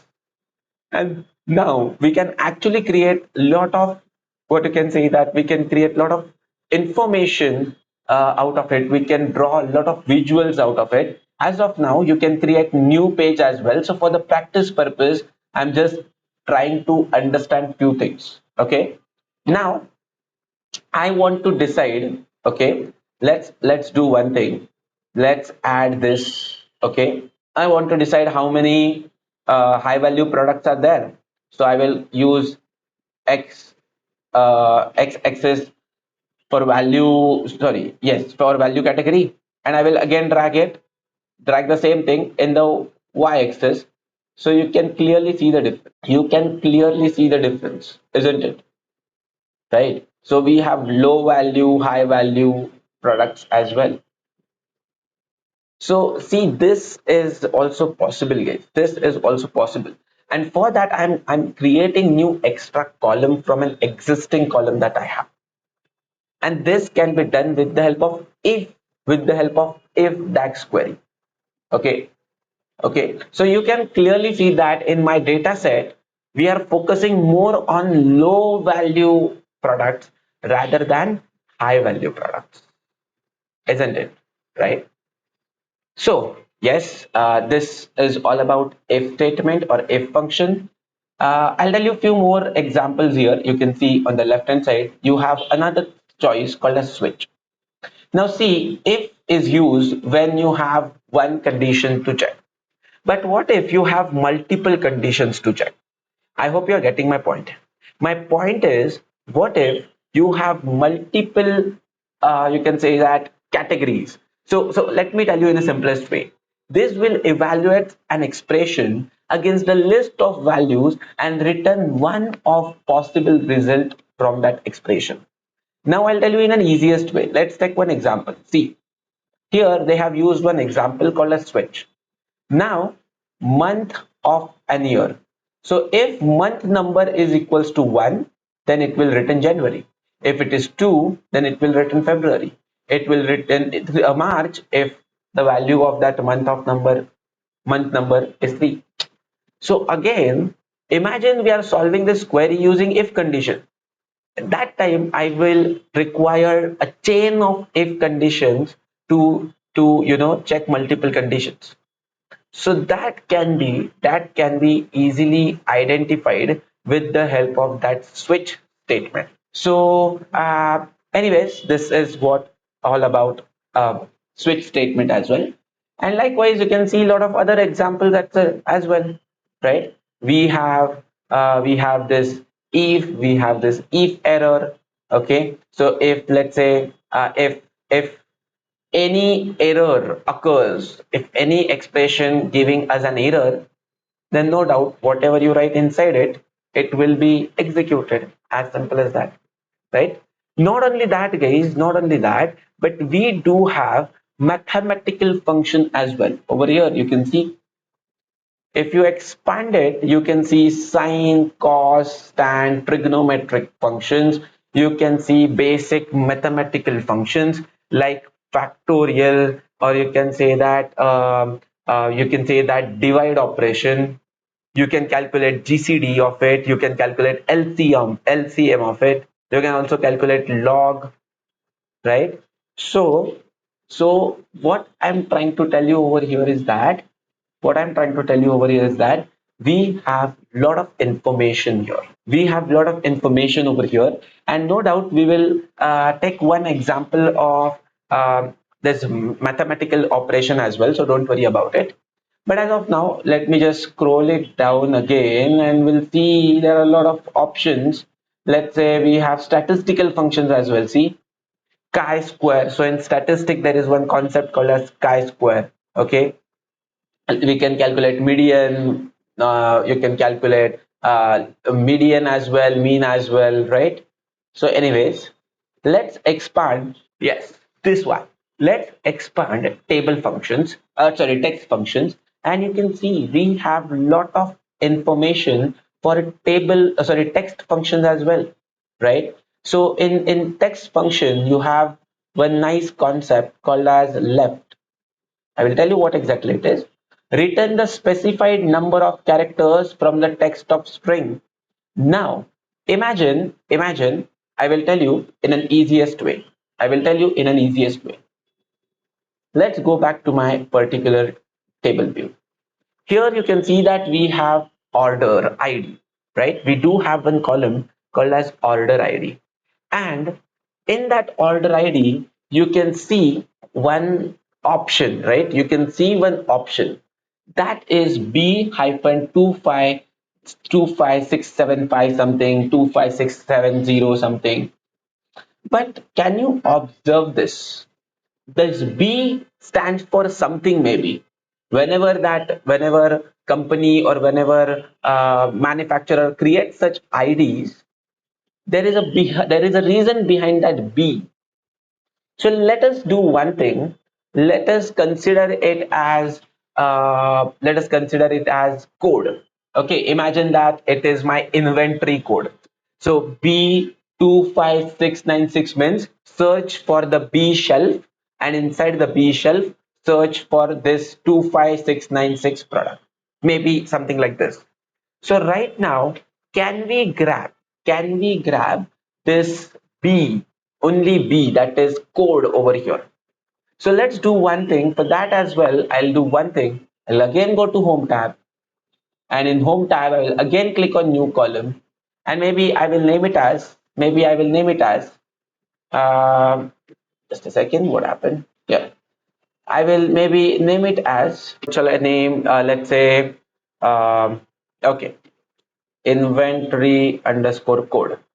Okay, let's assume that I have given one column name inventory hyphen code is equals to, I will use left.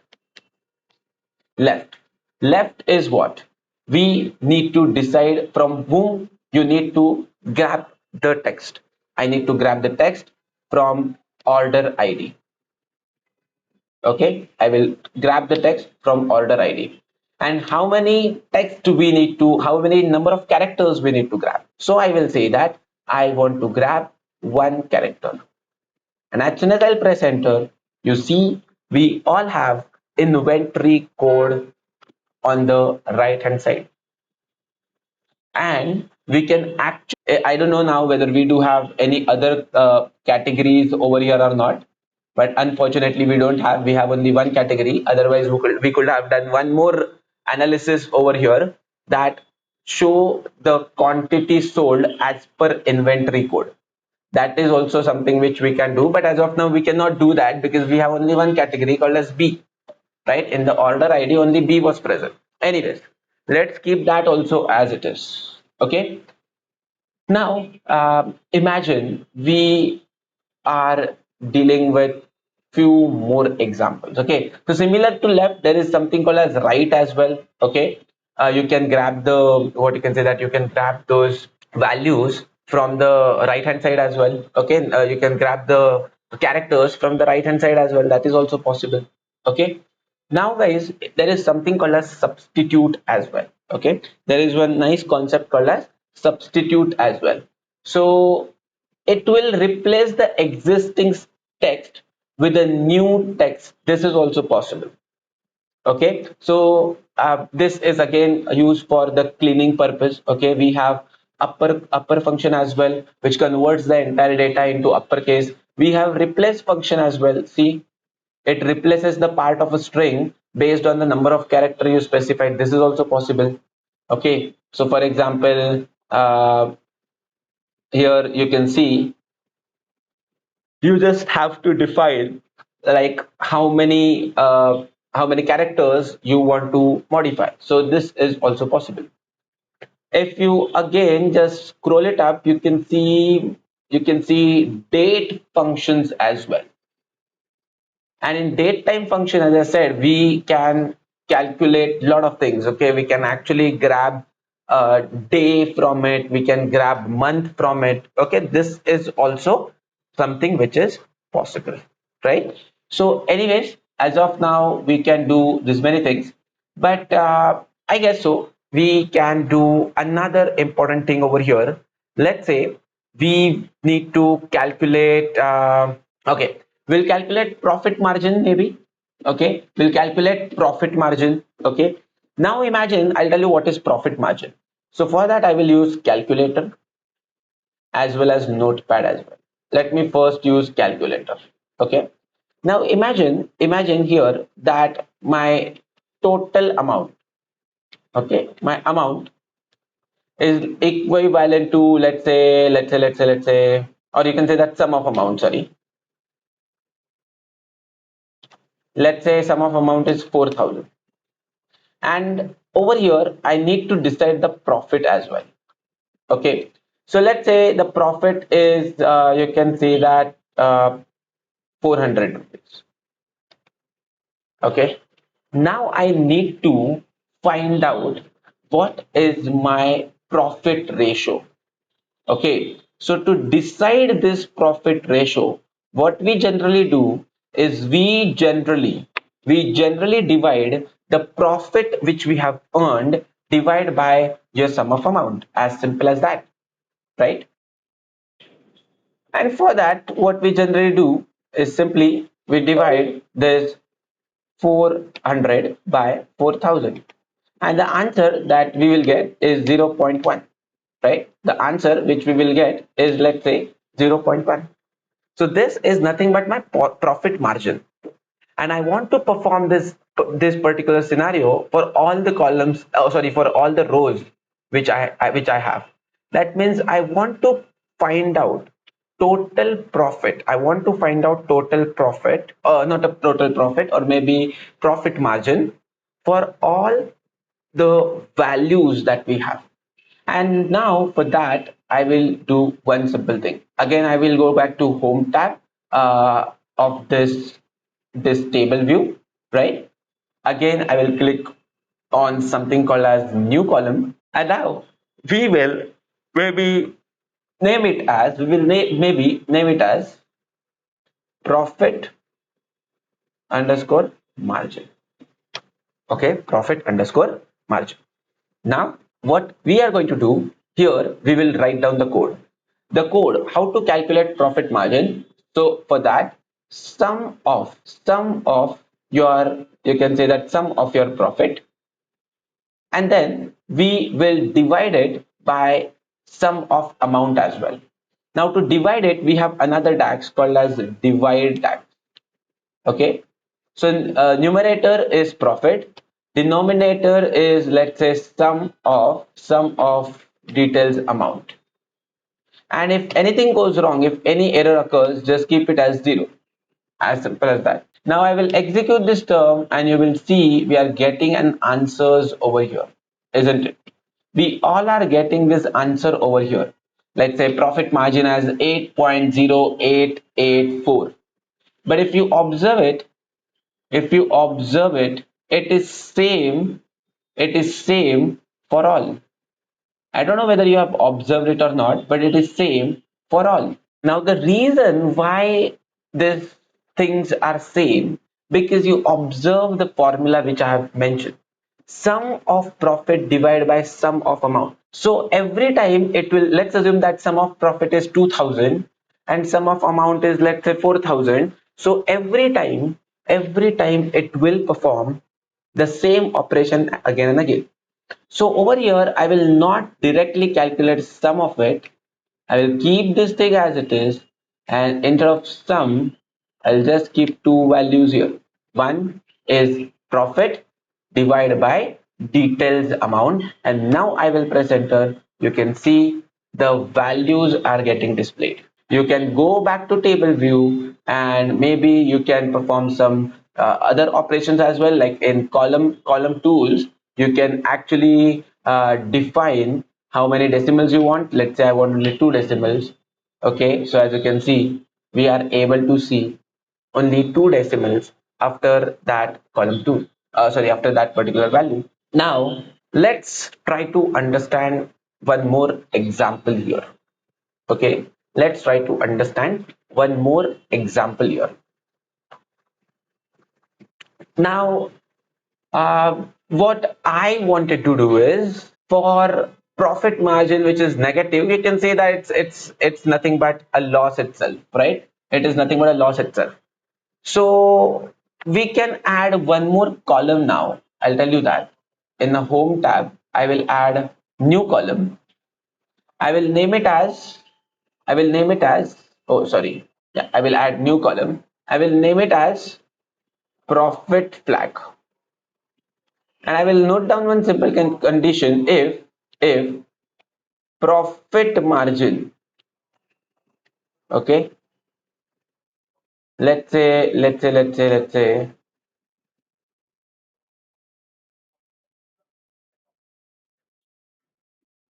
Okay, if profit margin is greater than zero, okay, if it is greater than zero, then write down it. If obviously if it is greater than zero, then obviously it is nothing but what? It is nothing but my profit.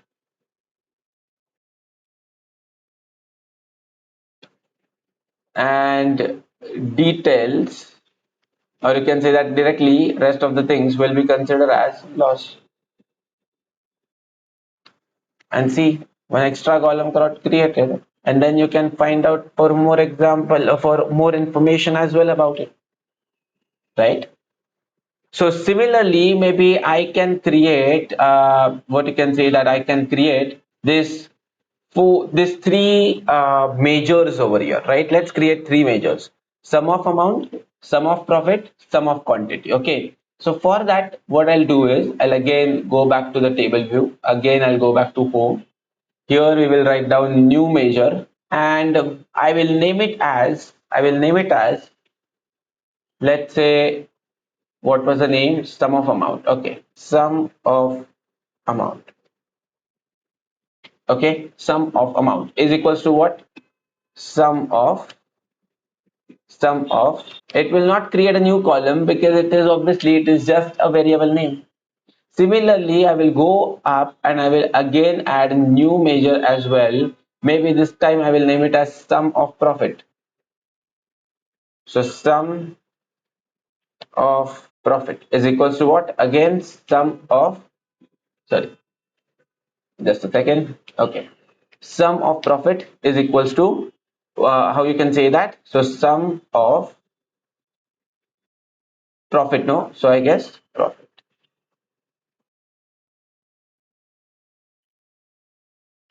And then I will press enter button. So over here, you can see one extra column got created. Sorry, not a column, but extra variable has created called as sum of profit, right? Then what you can do, the last one, we have sum of profit. We have now have to calculate sum of quantity. Now I'll do one thing. I will go back here in the home tab. Now I'll click on new measure. Here I will name it as sum of quantity is equals to, let's say, sum of quantity. And you can see on the right hand side, you can see multiple options, right? Value of quantity, sum of profit, sum of quantity, sum of profit, sum of amount. And this is where we will drag and drop those things in my report view. Again, go back to page one here. So we already have, I guess, sum of amount. Okay, let me just delete it first, maybe. Okay. Now, instead of sum of value, I will actually use my own, what you can say that, I will use my own major over here, right? So let's say sum of amount, I will drag this, I'll paste it. Next is what? Sum of profit, drag it, drop it. Okay. And the last one is sum of quantity allowed. I will drag it and drop it. Just a second. Sum of, yeah, okay, maybe sum of quantity. And the third one, what you need to do is sum of quantity. After that, sum of maybe sum of product. So sum of profit, sorry, sum of profit. So we'll take profit.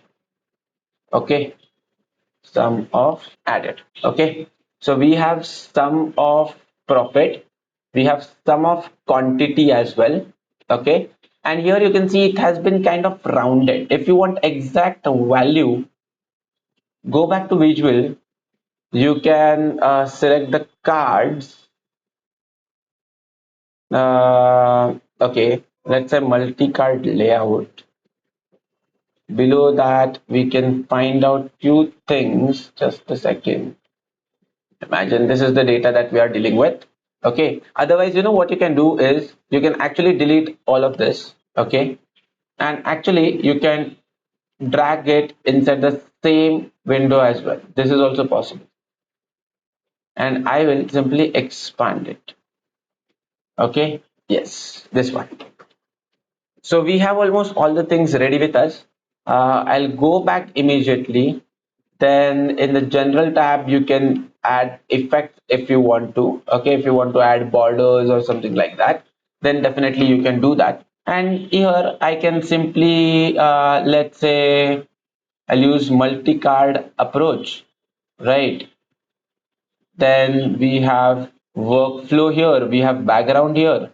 Maybe I will change the background to, let's say, somewhat similar to the background one, right?